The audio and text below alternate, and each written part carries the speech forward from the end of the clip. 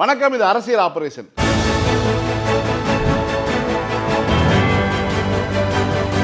ஒரே கேள்வி, பல்வேறு விதமான பதில்கள்.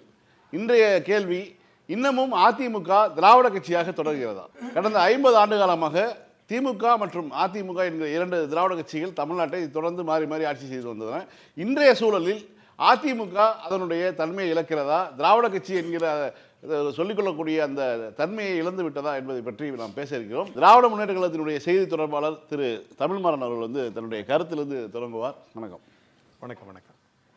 எனக்கு என்ன தோணுதுன்னா, அண்ணா திராவிட முன்னேற்ற கழகம் என்பது எம்ஜிஆர் அவர்களால் துவக்கப்பட்டது. பின்னர் அது அனைத்து இந்திய அண்ணா திராவிட முன்னேற்ற கழகமாக பெயர் மாற்றம் அரசியல் காரணங்களுக்காக ஏற்படுத்தப்பட்டது.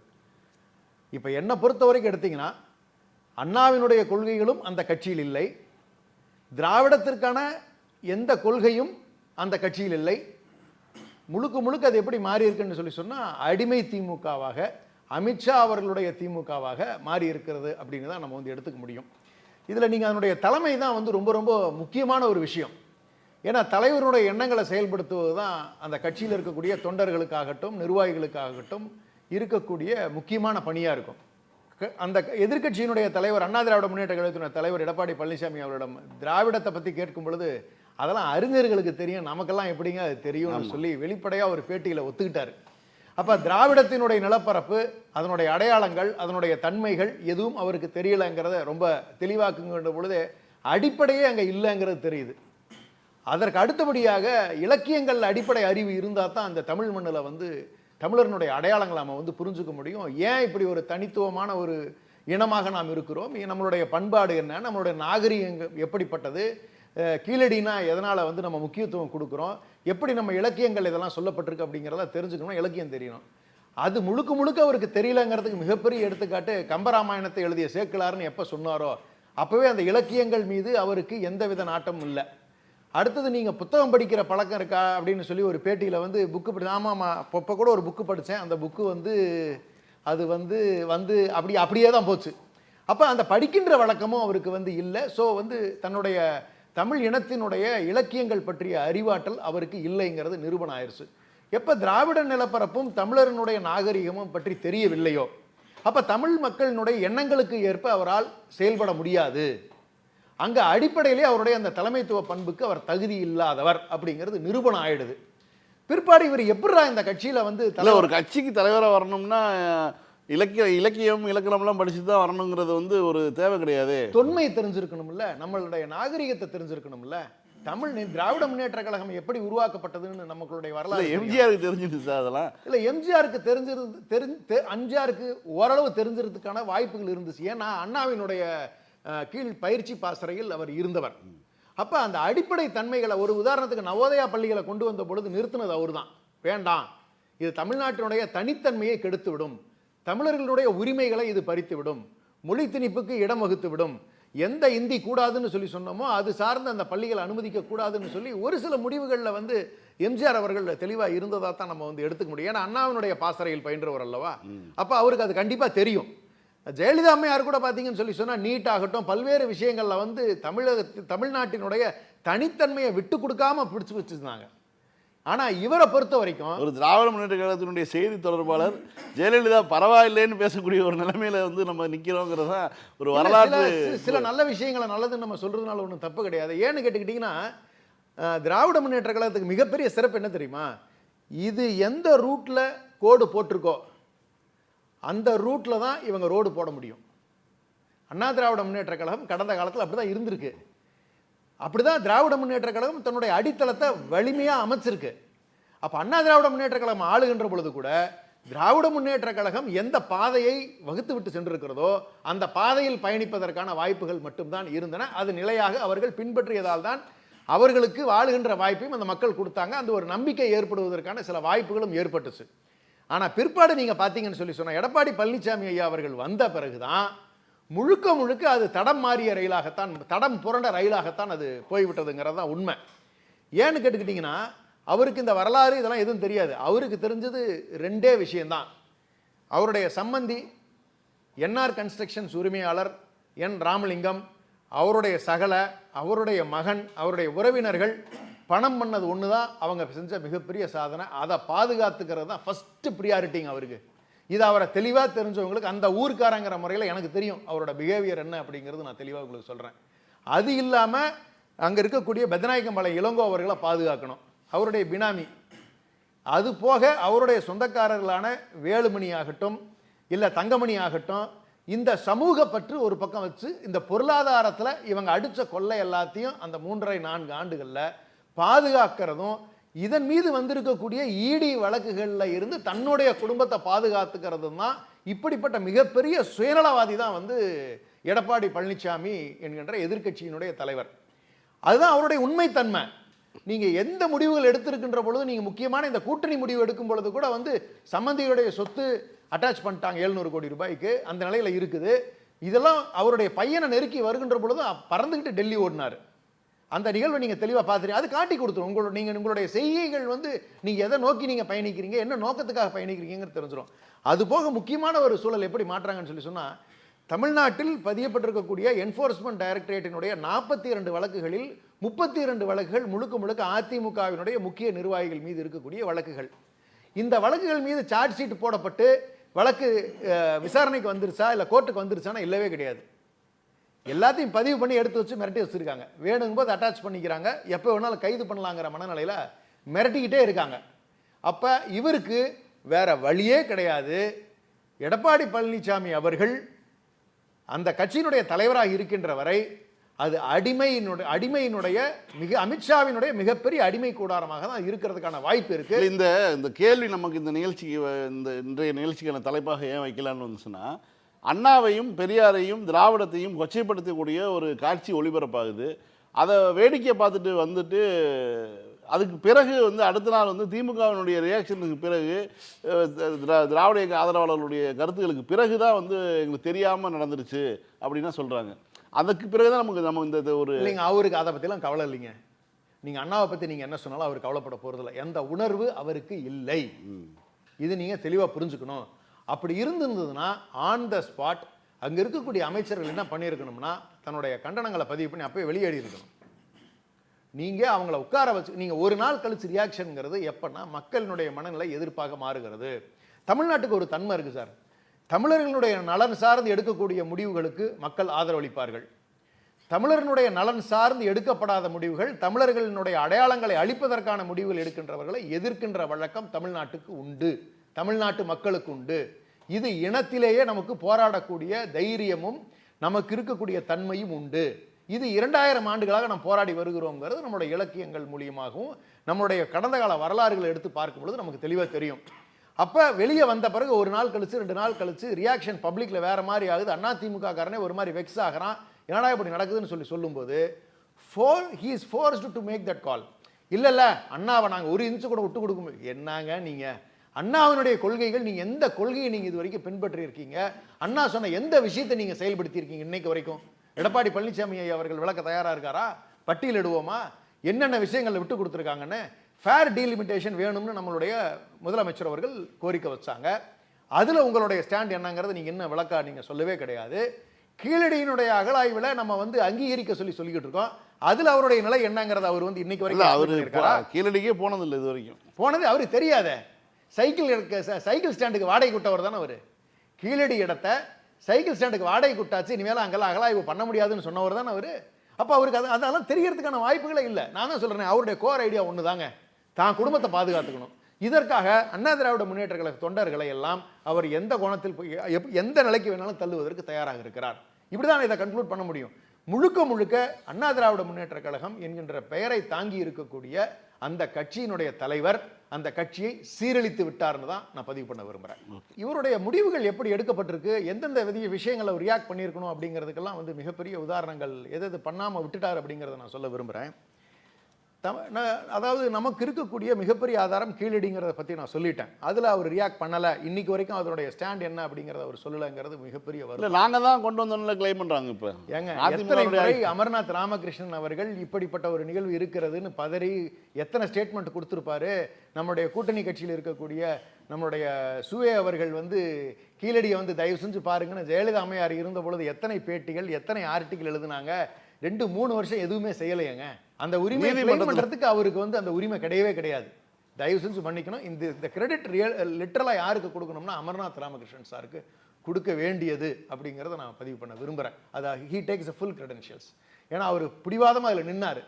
அப்ப ஒரு அரசு அலுவலராக இருந்து உண்மையா இருந்தார். இப்ப கூட பாருங்களேன், அவங்க ஒரு அநியாயத்தை செஞ்சுக்கிட்டு வர்றாங்க. அதையும் நான் இந்த தருணத்துல பதிவிடுறது நல்லதுன்னு நினைக்கிறேன். இல்லாத ஒரு சரஸ்வதி நாகரிகத்துக்கு நதி பஞ்சாப்லையும் அங்க இருக்கக்கூடிய ராஜஸ்தான்லையும் போனதா சொல்லப்படுகின்ற ஒரு பதிவுகளை ஏற்படுத்துவதற்கான முயற்சியில் ஈடுபட்டு கொண்டிருக்கிறார்கள். சிந்து சரஸ்வதி நாகரிகம் ஆர்கியாலஜி டிபார்ட்மெண்ட்ல இருக்கக்கூடிய இன்னைக்கு சீஃபா இருக்கக்கூடியவர் குஜராத்ல மோடி அவர்கள் கீழ் ஆர்கியாலஜி டிபார்ட்மெண்ட்ல பணியாற்றியவர். 60 வயதில் ரிட்டையர் ஆகிருக்க வேண்டியவர் இன்னைக்கு 67 வயது ஆகிறது. 7 ஆண்டுகள் தொடர்ந்து வந்து அவருக்கு எக்ஸ்டென்ஷன் கொடுத்து நீட்டுறதுல கையெழுத்து போடுகின்ற ஒரு அதிகாரி அங்க இருந்துகிட்டு இருக்காரு. இது பின்னால உறுதியா சொல்றேன், ஏதேனும் ஒரு பொய்யான கருத்தினை பதிவிடுவதற்கான முயற்சிகள் நடந்து கொண்டிருக்கிறது. அவருக்கு துணையாக இருக்கக்கூடிய ஆர்கியாலஜி டிபார்ட்மெண்ட்ல இருக்கக்கூடியவரும் அவர் வந்து நம்மளுடைய கிருஷ்ணர் பிறந்த கடலுக்கு அடியில் இருக்கக்கூடிய அந்த பாம்பே பக்கத்துல ஒரு இடம் துவாரகை. மோடி உள்ள போனார். ஆமா, மோடி கடல்ல உள்ள போனார் பாத்தீங்களா? அது மாதிரியான ஒரு இடத்தை உறுதிப்படுத்துவதற்கான முயற்சியில் அவர் ஈடுபட்டு கொண்டிருக்கிறார்கள். இதை இரண்டுமே கற்பனையான விஷயங்கள்ங்கிறது தெளிவா சொல்லியிருக்கோம். ஏன்னு கேட்டுக்கிட்டீங்கன்னு சொன்னா மகாபாரதமும் ராமாயணமும் புராண கதைகள் மட்டுமே. அதற்கான ஆதாரங்கள் இங்க இருக்கக்கூடிய நம்ம சங்க இலக்கியங்களில் எதுவுமே கிடையாது அப்படிங்கறத நம்ம தெளிவு பண்ணிக்கணும். நாம தான் இப்போ வந்து பெரிய த்ரெட்டே அவங்களுக்கு. ஏன்னா நம்ம இலக்கியங்கள் தான் எல்லாத்துக்கும் ஆதாரமா நிக்குது. நம்ம மண்ணு தான் இன்னைக்கு அதுக்கு எதிராக நிக்குது. அப்ப நமக்கு தான் இருக்கக்கூடிய இந்த பிரச்சனைகள் இருக்கு. அப்ப இந்த மாதிரி விஷயங்கள்ல எந்த பதிலுமே வந்து எடப்பாடி பழனிசாமி அவர்கள் கொடுப்பதற்கான வாய்ப்புகள் இல்லை. அதோட ரொம்ப முக்கியமா நான் சொல்ல வரேன் நான், அதாவது தமிழ்நாட்டை சீரழிக்கக்கூடிய விஷயங்களுக்கெல்லாம் ஒப்புதல் அளித்தது எடப்பாடி பழனிசாமி அவர்கள் தான்.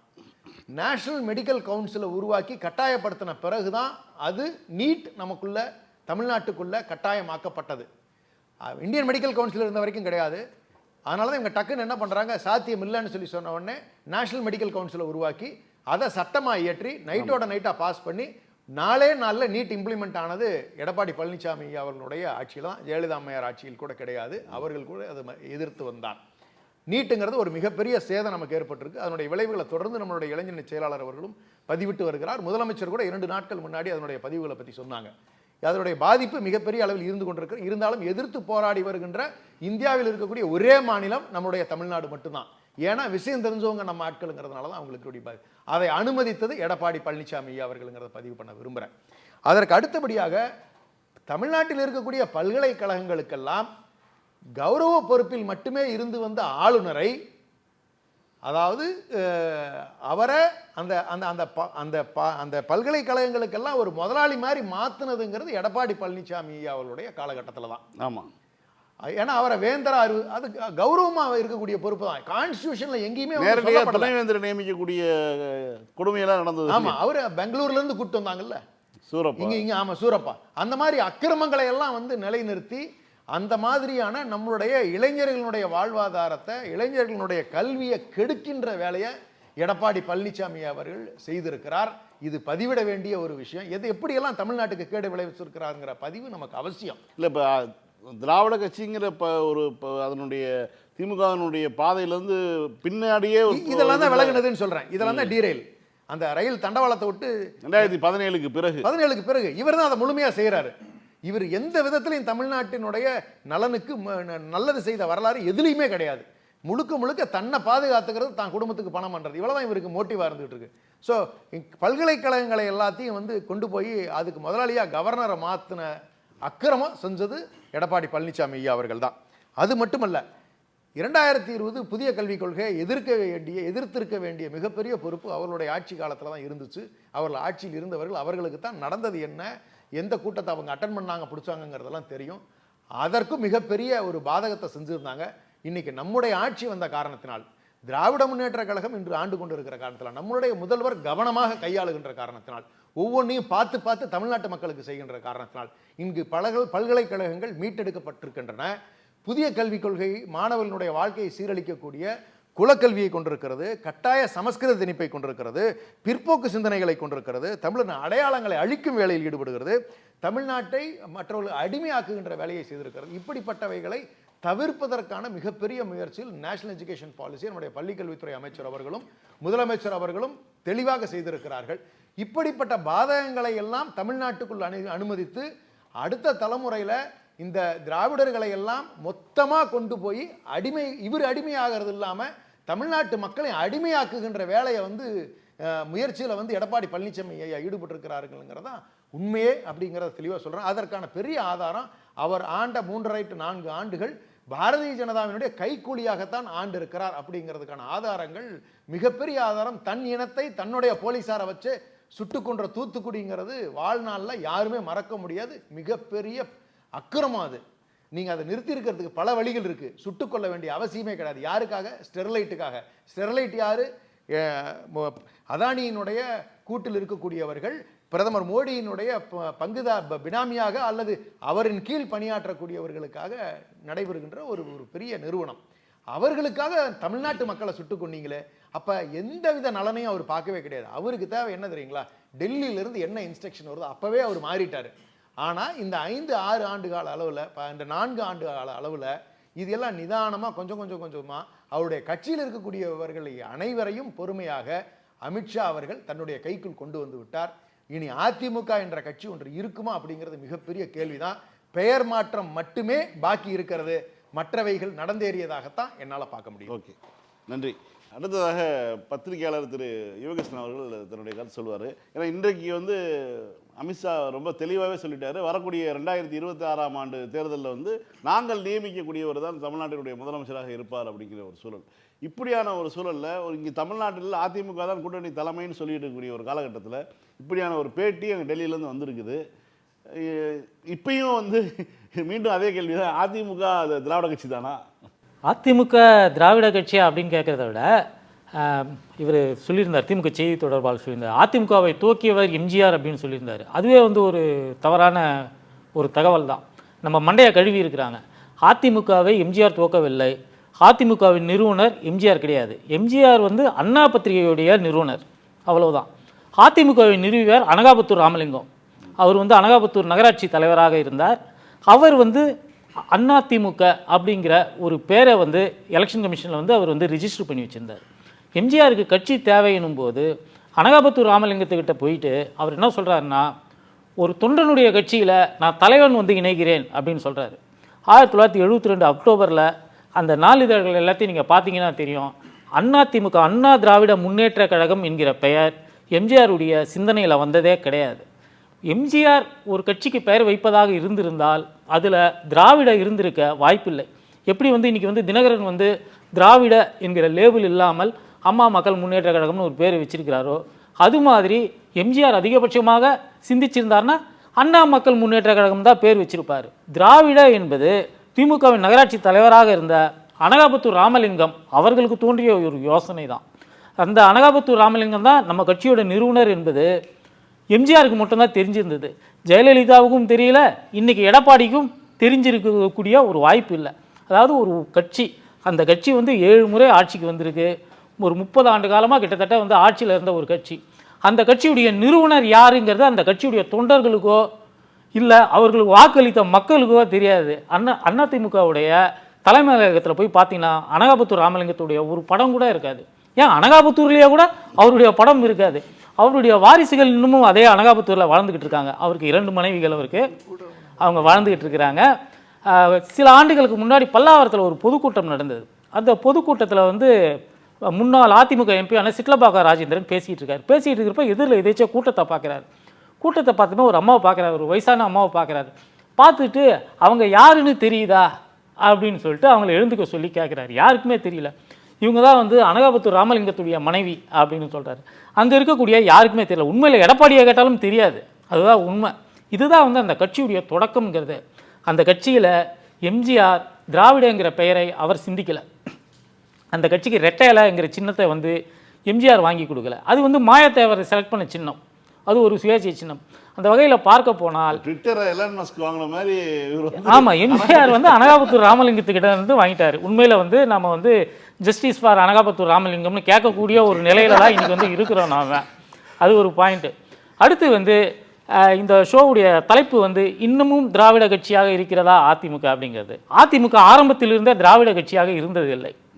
எப்படி ஒரு ஐஃபோனுக்கு ஒரு சைனாக்காரன் வந்து ஒரு டூப்ளிகேட்டை தயாரிப்பானோ அது மாதிரி திமுகவுக்கு ஒரு டூப்ளிகேட் மாதிரி தான் அதிமுக இருந்திருக்கு. அதனால் அது மாதிரியான ஒரு தோற்றம் இருந்திருக்கலாமே தவிர்த்துட்டு அதிமுக எந்த காலத்திலும் திராவிட கட்சியாக இருந்ததில்லை. அந்த கட்சியுடைய நிறுவனர் என்று தன்னை சொல்லிக் கொள்ளக்கூடிய எம்ஜிஆர் பொருளாதார ரீதியில் இடஒதுக்கீடு அப்படின்னு அவர் ஆட்சியில் இருக்கும்போது சிந்திக்கிறார். எப்படி இந்த சிந்தனை வந்து ஒரு திராவிட இயக்கத்தில் இருக்கக்கூடிய ஒருவருக்கு வர முடியும்? ஏன்னா சுயமரியாதை இயக்கம் என்பது வகுப்புவாரி பிரதிநிதித்துவத்துக்கு காங்கிரஸில் ஆதரவு இல்லை அப்படிங்கிறதுனால பெரியார் வெளியில் வந்து துவக்கக்கூடிய ஒரு விஷயம். வகுப்புவாரி பிரதிநிதித்துவம் என்பதுடைய அடிப்படையில் தான் ஒரு கோட்டையாக திராவிட இயக்கமே வந்து கட்டமைக்கப்பட்டிருக்கு. அதுக்கு எதிராக சிந்திக்கக்கூடிய ஒருவர் நடத்திய ஒரு கட்சி, அந்த கட்சி அந்த காலத்திலிருந்தே இப்படி தான் இருந்திருக்கு. இல்லை, ஆனால் வந்து மக்களுடைய எதிர்ப்போ அல்லது திமுகவினுடைய கடுமையான எதிர்ப்பு இருக்கும்போது அவர் உடனே பின்வாங்கிறார். ஆமாம், அவர் திமுகவினுடைய சொல்லக்கூடிய விஷயங்களை வந்து ஏற்றுக்கொள்ள கொண்டார் எம்ஜிஆர் அப்படின்னு அது வந்து ஒரு கட்டாயம் தான். அது ஒரு கட்டாயத்தின் அடிப்படையில் தான். ஏன்னா மக்கள் வந்து தமிழ்நாட்டு மக்கள் அவர்கள் வந்து தேசிய கொள்கைகளை ஏற்றுக்கொள்ளாதவர்களாக இருக்கிறார்கள். அவங்க இங்கே இருக்கக்கூடிய திராவிட கொள்கைகளை தான் ஏற்றுக்கொள்கிறார்கள்.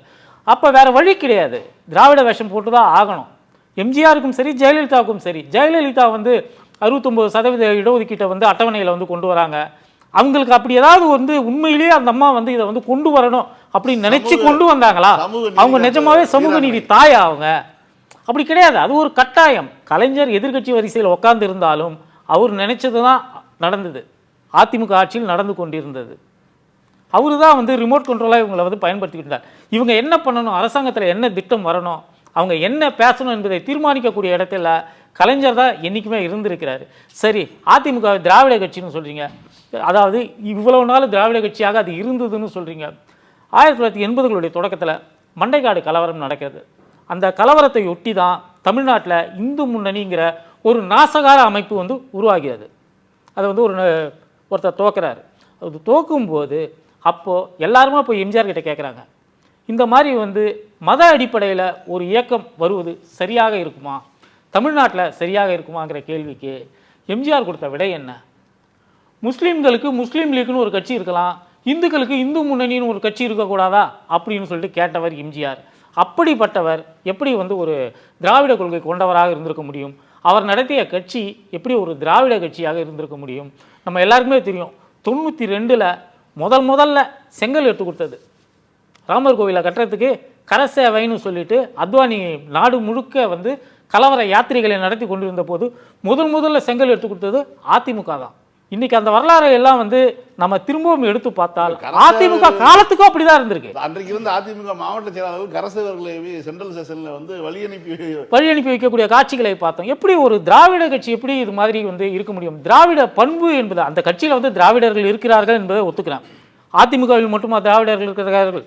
பாமகவில் இருக்கிறாங்க, ஏன் பிஜேபியில் கூட திராவிடர்கள் இருக்கிறாங்க. திராவிடர்கள் இருப்பதாலேயே ஒரு இயக்கம் வந்து திராவிட இயக்கம் ஆகிட முடியாது. நீங்கள் திமுகவுடைய தலைவர், திமுகவில் இருக்கக்கூடிய நிர்வாகிகள் இவங்க எல்லாம் வந்து அடிக்கடி பெரியார் திடல் பக்கம் பார்க்கலாம். அதிமுகவிலிருந்து யாரையாவது பெரியார் திடல் பக்கம் நீங்கள் பார்க்க முடியுமா? எடப்பாடி பெரியார் திடலுக்கு போனது உண்டா? அப்படி இருக்கும்போது இன்னமும் அதிமுக திராவிடர் கட்சியா அப்படிங்கிற ஒரு கேள்வி வந்து அர்த்தமே இல்லாது. அண்ணா போற்றிய, நாடே போற்றிய நாவலர் போன்றோர் எல்லாம் கூட அதிமுகவில் செல்லூர் ராஜுக்களை போலத்தான் இருந்தார்கள் என்பது ஒரு கொடூரமான ஜீரணிக்க முடியாத ஒரு வரலாறு தான். குறிப்பாக வந்து அதிமுக திராவிட கட்சியாங்கிற இந்த விவாதத்தில் தமிழ்நாட்டில் வந்து திராவிட கட்சிகளுடைய ஆட்சியை முடிவுக்கு கொண்டு வருவோம் அப்படின்னு சொல்லி தொடர்ந்து அண்ணாமலை போன்றவர்களோ இல்லை பாஜக தரப்பில் இருந்தோ பேசப்படுகிறது. சமயங்களில் வந்து வேறு சில தரப்புகள் வந்து பேசப்படுது. இந்த மாதிரியான சூழலில் அதிமுக திராவிட கட்சியாங்கிற இந்த கேள்வி இருக்குல்ல, அதுக்கு உங்களுடைய பார்வை என்ன மில்டன்? ரொம்ப நன்றி. இதை எடிட் பண்ணிடாதீங்க, போட்டுருங்க. சேட்டலைட் சேனலுக்கும் சோசியல் மீடியாவில் இயங்கக்கூடிய ஊடகங்களுக்கும் இருக்கக்கூடிய ஒரு ஸ்பேஸ் இருந்தது. அதை வந்து ரொம்ப ஆரம்ப கட்டத்தில் உடைச்சதில் உங்களுக்கு ஒரு பெரிய பங்கு உண்டு. யுவன் தந்திரனா இருக்கட்டும், கலைஞர் டிவியில் நீங்கள் வந்ததற்கு பிறகும் சரி, நீங்கள் இதுக்கு முன்னாடி வேலை பார்த்த ஊடகங்களை போட்டுறக்கூடாது, சேர்த்து போட்டுருங்கன்னு சொல்கிறேன். அப்படி ஒரு ஸ்பேஸை உருவாக்கி கொடுத்ததில் உங்களுக்கு ஒரு பெரிய பங்கு இருக்குது. அதுக்கு முதல்ல ஒரு ஸ்பெஷல் தேங்க்ஸ். இந்த நிகழ்ச்சிக்கும் ரொம்ப பெரிய நன்றி. அண்ணன் பேசும்போது சொன்ன விஷயங்கள்லேருந்து இல்லை எனக்கு 100% உடன்பாடு. 1-2 இடத்துல மட்டும் என்னடா நம்ம வச்சுருந்த பாயிண்ட்லாம் சொல்லிட்டாருன்னு யோசனை வந்துச்சு. கம்மிங் டு த பாயிண்ட் என்னென்னா, நம்ம ஊர் பக்கம் ஒரு வழக்கம் உண்டு, புடிகுட்டின்னு ஒரு சொல்லாடல் சொல்லிக்கிட்டே இருப்போம். ஒரு ஆடோ ஒரு கோழி குஞ்சோ ஒரு பொருளோ நம்ம வீட்டுக்கு வாங்கிட்டு வந்து வளர்க்குறோம்னா சின்ன பிள்ளைகள்கிட்ட கொடுத்தோம்னா அது தூக்கி தூக்கி வளர்த்துக்கிட்டே இருக்கும். அதை வந்து இறக்கி விட்டோம்னா பருந்தோ காக்காயோ தூக்கிட்டு போயிடும், வேட்டைக்கு ஏதாவது நரி நாய் ஏதாவது தூக்கிட்டு போயிடும். அப்படிங்கிறதுனால பிடிச்சே வளர்க்காதடா, அதை ஃப்ரீயாக விட்டு வளடா அப்படின்னு நம்ம அப்பா அம்மா சொல்லி கொடுப்பாங்க. அவங்க சொன்னது போலவே 2 நாள் கழிச்சு 3 நாள் நல்லா அணைச்சு போர்வைக்குள்ள போத்தி அணிலாக இருந்தாலும் சரி எதுவாக இருந்தாலும் சரி அடுத்த நாள் காலையில் விட்டோம்னா அது செத்து போய் கிடக்கும், காக்கா தூக்கிட்டு போயிடும், எதையாவது ஒன்று நடந்து தொலைஞ்சிரும். ஒரு கட்சி தமிழ்நாட்டில் தன்னுடைய காலம் முழுக்க ஒரு புடிகுட்டியாவே இருந்திருக்கு அப்படின்னா அது வந்து அதிமுக தான். பாவம், அவங்களை குறை சொல்ல முடியாது, அவங்களுடைய பிறப்பு வளர்ப்பு அப்படி அந்த கட்சியினுடைய உருவாக்கத்திலிருந்து இருக்கிறத சொல்றேன். எப்பவுமே அந்த கட்சி வந்து ஒரு ஹீரோயிக் சென்ட்ரிக் ஃபேஸை வந்து நம்பிக்கொண்டே இருக்கு. அந்த கட்சியினுடைய கேடர்ஸும் சரி அந்த கட்சியும் அப்படித்தான் பிம்பப்படுத்திக்கிட்டே இருந்தது. உதாரணத்துக்கு எம்ஜிஆர் குறித்து அண்ணன் சொல்லும்போது ஒரு உதாரணம் சொன்னார். இந்துக்களுக்கு ஒரு கட்சி இருக்கு, இதுக்கு ஒரு சமீபத்தில் தராசு ஷாம் உட்பட, பத்திரிகையாளர் பிரியன் உட்பட, பத்திரிகையாளர் ஐயநாதன் உட்பட இவங்க எல்லாருமே ஒரு ஸ்டேட்மெண்ட்டை திரும்ப சொல்றாங்க, நினைவூட்டுறாங்க. 70கள் தொடக்கத்தில் எம்ஜிஆர் வந்து ஒரு பேட்டி கொடுக்கும்போது அது வந்து எம்ஜிஆரின் பேட்டிகள்ன்ற புத்தகத்தில் இதாகவும் இருக்கு. ஆர்எஸ்எஸ் குறித்து இது குறித்தெல்லாம் கேள்வி வருது. மகாத்மா காந்தி குறித்து என்ன அப்படின்னு கேள்வி கேட்கும்போது ஒரு பதில், கோட்சே குறித்து உங்களுடைய பதில் அப்படின்னு கேட்கும்போது, கோட்சே என்கிற ஒருவர் பிறக்காமல் இருந்திருந்தால் ஆர்எஸ்எஸ் என்கிற ஒருவருடைய கொடூர முகம் தெரியாமலே இருந்திருக்கும்னு எம்ஜிஆர் சொல்லி இருக்கிறதா ஒரு தகவல். அதே எம்ஜிஆர் கட் பண்ணா இந்து முன்னணின்னு இந்துக்களுக்கு ஒரு கட்சி இருக்கக்கூடாதான்னு கேட்கிறவர். அப்ப அவருக்கு வந்து தெளிவான பார்வைன்னு ஒண்ணு கிடையாது. அதை நம்ம தெளிவாகவே புரிஞ்சுக்கலாம். அவருக்கு அந்த சூழலும் அந்த நேரமும் என்ன ஒன்று சொல்லப்படுதோ, ஒபே த ஆர்டர். எங்க இருந்து ஒபே த ஆர்டர்? யாராவது ஒருத்தன் என்னை ஒபே பண்றதுக்கு அலோவ் பண்ணுங்கடா, அவ்வளவுதான் அவருடைய அதிகபட்ச டிமாண்டு. நீங்க யாரை கேட்டாலும் சொல்லுவாங்க. ஆனா வெளியில தோற்றம் எப்படி இருக்குன்னா, அவர் பொன்மலை செம்மல் கொடுத்துச்சு வந்தக்காரன் அப்படியா இப்படியா உடான்ஸ் விட்டுக்கிட்டு. இப்ப விஜய்க்கு விடுறாங்க தெரியுமா ஒரு உடான்ஸ், அவர் பார்த்தாருன்னா தங்கம்டா, நின்று இப்படி சிலுப்புனாருன்னா செதருண்டா, அப்படி ஒரு சிலுப்பி வேலையை எம்ஜிஆருக்கு அப்பையில இருந்தே தொடர்ச்சியா செஞ்சுக்கிட்டே இருந்தாங்க. ஜெயலலிதாவுக்கு அது நடக்கல. ஏன்னா அவங்க ஜெயலலிதா வந்து புடிக்குட்டி கிடையாது, அந்த பிடிக்கிற கேரக்டரே அவங்க தான். ஏன்னா அவங்களுடைய பிறப்பே வந்து அவங்களுக்கு அப்படி ஒரு ப்ரிவிலேஜை கொடுத்துருக்கு. அவங்க வந்து சங்கராச்சாரியை தூக்கி உள்ள வைக்க முடியுமான்னு கேட்டால் முடியும். ஏன்னா அவங்களுக்குள்ள நடக்கக்கூடிய ஃபேமிலி டிஸ்பியூட் மாதிரி அது. அதில் வந்து நம்ம தான் போனாதான் அது வந்து பெரிய பிரச்சனையாக மாறும். அவங்க வீட்டுக்காரங்களுக்குள்ள அவங்க நடக்கிற சண்டை, அந்த ப்ரிவிலேஜ் வந்து ஜெயலலிதாவுக்கு இருந்தது. எம்ஜிஆர் வந்து புடிக்குட்டியாக தன்னுடைய வாழ்க்கை வாழ்ந்துட்டாரு. இப்போ எம்ஜிஆருக்கும் ஜெயலலிதாவுக்கும் இவங்கெல்லாம் ஒரு முகம்டா, நம்ம கட்சியினுடைய தலைவர்கள்டா அப்படின்னு சொல்லி கீழே இருக்கக்கூடிய தொண்டர்கள் யாரா இருப்பா? உங்க சொந்தக்காரங்க இருப்பாங்க, என் சொந்தக்காரவங்க இருப்பாங்க, உங்க கூட பிறந்தவங்க இருப்பாங்க, என் கூட பிறந்தவங்க இருப்பாங்க. அவங்க தானே கீழே இருக்கிற அதிமுக தொண்டரா இருப்பாங்க. அவங்க என்னைக்காவது ஒரு நாளைக்கு இவங்க பேசக்கூடிய இந்த பிற்போக்குத்தனமான கூதரத்தனமான அரசியலையும் பாசிச தன்மையவும் நம்மள்ட்ட என்னைக்காவது ஒரு நாள் பேசியிருப்பாங்களா? பேசுவாங்க ஒரு அளவுக்கு. நம்ம வீடுகளில் இருக்கக்கூடிய அதிகபட்ச சங்கீத்தனம் என்னவா இருக்கும்? ஏன்டா அந்த ஜாதியில போய் பொண்ணு எடுக்கிறீங்க, ஏன்டா அந்த ஜாதி பையனை போய் லவ் பண்ற, இவ்வளவுதான் இருக்கும். வெட்ட வேணாம் குத்த வேணாம், அந்த இடத்துக்குள்ள அவங்க செட்டில் டவுன் ஆவாங்க. ஆனா அதை ப்ரொவோக் பண்றதுக்கு ஒரு கூட்டம் வேலை பார்க்கும், அது சங்கி கூட்டம், அது தனியாவே இருக்கு. அது இறக்கி விட போற கூட்டம் ஈல்டு ஆகுறாங்களா இல்லையாங்கிறத பொறுத்து தான் நம்ம வித்தியாசப்படுத்துறோம். இப்ப இந்த அதிமுக தொண்டர்களுக்கு இவ்வளவு நாட்களாக முகமாக இருந்த முகம் யாருன்னா எம்ஜிஆரும் ஜெயலலிதாவும். என்னவா சொல்லப்படுது? அவர் நின்றுக்கிட்டு இப்படி சொல்லட்டுனாருன்னா எதிரி பூரா பறந்து போவான்டா, அப்பேற்பட்ட தலைவன் 3 அடி வாங்குவான்டா, 4வது அடி குடுப்பா மாறான் என் தலைவன், இப்படி சொல்லியே அவங்க வந்து வளர்த்து ஒரு பக்கம் சொல்லிட்டு இருந்தா. பட்டிமன்றங்கள் போன்ற இடத்துல வந்து அவர் தொட கலர் தெரியுமா பேசின கொடுமையெல்லாம் நம்ம பார்த்து இருக்கு.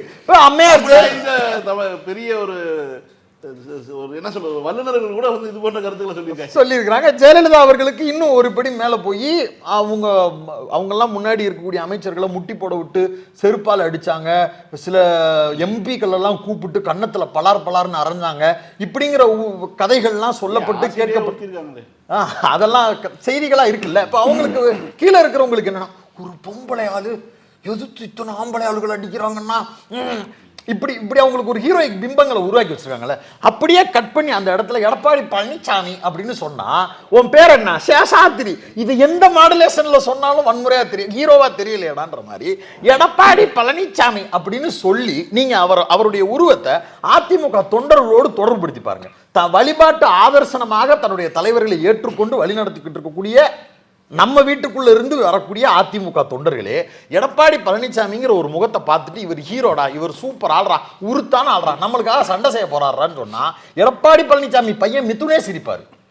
அப்ப அதிமுக காரர்களுக்கு எங்க பிரச்சனை வருதுன்னா, நான் இவ்வளவு நாளா ஊதி ஊதி பெருசாக்கி ஒரு பிம்பத்தை வச்சிருக்கிறேன். எதுவா இருந்தாலும் தாட்டியமா மோடியா லேடியா, அவர் எம்ஜிஆர் வந்து திருப்பி அடிச்சார்னா இப்படியெல்லாம் பிம்பப்படுத்தி வச்சிருக்கிறேன். நீ என்ன 10 தோல்வி பழனிசாமியா இருக்க, 11 தோல்வி பழனிசாமியா இருக்க அப்படிங்கிறத அதிமுக தொண்டர்களால ஏத்துக்க முடியல. ஆனா அதிமுக எங்க இதை வந்து ஃபில் பண்ண விரும்புதுன்னா, நான் வந்து அப்படித்தான்ப்பா, என்னுடைய இயல்பு அப்படிப்பா, அறிஞர்களை கேட்டு தெரிஞ்சுக்கிற நிலைமையில தான்ப்பா நான் இருக்கிறேன், ஆனா நான் ஏதாவது பண்ணி உங்களை காப்பாத்தி விட்டுறேன்ப்பா அப்படிங்கிற உத்தரவாதத்தையாவது எடப்பாடி கொடுப்பாரான்னு வெயிட் பண்ணி பார்த்தாங்க. எடப்பாடி பழனிசாமி உத்தரவு கொடுக்குற இடத்துல இல்ல, உத்தரவுக்கு கட்டுப்படுற இடத்துல இருக்கிறாருங்கிறத அவங்க ஆட்சியில் இருக்கும் போதுல இருந்து அவங்க தேடிக்கிட்டே வந்தாங்க. இடையில அவங்க எப்பப்பெல்லாம் ஆசுவாசப்படுவாங்கன்னா, பாத்தியா என்ன நேக்கா எங்கால பிஜேபியை கழட்டி விட்டாரு, அது வந்து ஆசுவாசப்படுறதுக்கு ஒரு பீரியடு. அந்த பிரீத்திங் ஸ்பேஸ் கொடுத்த உடனே அவன் சூரிய வம்சத்துல யானை மேல இருந்து இந்த குழந்தைய இறக்குவாங்கல்ல, அது மாதிரி நல்லா இருந்துச்சா இறங்கு அப்படின்னு சொல்லிட்டு எஸ்டிபிஐ மீட்டிங்ல ஏறி நின்று ஒட்டுமில்ல உறவும் இல்லைன்னு பிஜேபிக்கு எதிராக பேசிவிட்டு அந்த தொண்டைக்குள்ள இருந்து எச்சி போய் குடலுக்குள்ள இறங்கி முடியல, அதுக்குள்ள டபால்னு போய் பிஜேபியோட வாழ்க நாம கூட்டணியில் இருக்கிறோம்னு சொன்ன உடனே இப்ப அதிமுக காரங்களுக்கே அது ஒரு பெரிய நெருடலா மாறுது. இந்த ஸ்பேஸ் வந்து அதிமுகவுக்கு தமிழ்நாட்டு மக்களால் கருணையாக கொடுக்கப்பட்ட ஸ்பேஸ். திமுக ஆட்சியில் இருக்கு, திமுகவுக்கு எதிராக ஓட்டு போடணும், யாருக்கு ஓட்டு போடலாம், இந்த ஸ்பேஸ் வந்து மக்கள் தேடுறப்ப திமுகவை விட ஒரு படி மேல ஒன்று சொல்லு, உனக்கு ஓட்டு போடுறேன் இப்படிதான் கேட்கணும். அதானே இயல்பு. இவங்கள்ட்ட கேட்கறது எப்படி இருக்குன்னா, கொடுக்குறேன் எப்படி கொடுக்குறேன்னா இல்லாத ஒன்று கொடுக்குறேன் அப்படின்னு கற்பனை பண்றது, அல்லது இலவச திட்டங்கள் மூலமா தான் ஓவர்டேக் பண்ண முடியும். ஐடியாலஜியா நீங்க திமுக சொல்றதை விட ஒரு படி மேல போய் அனைத்து ஜாதியினரும் அர்ச்சகர் ஆகலாம்ங்கிறதுக்கு மேல ஒன்று சொல்ல முடியாது.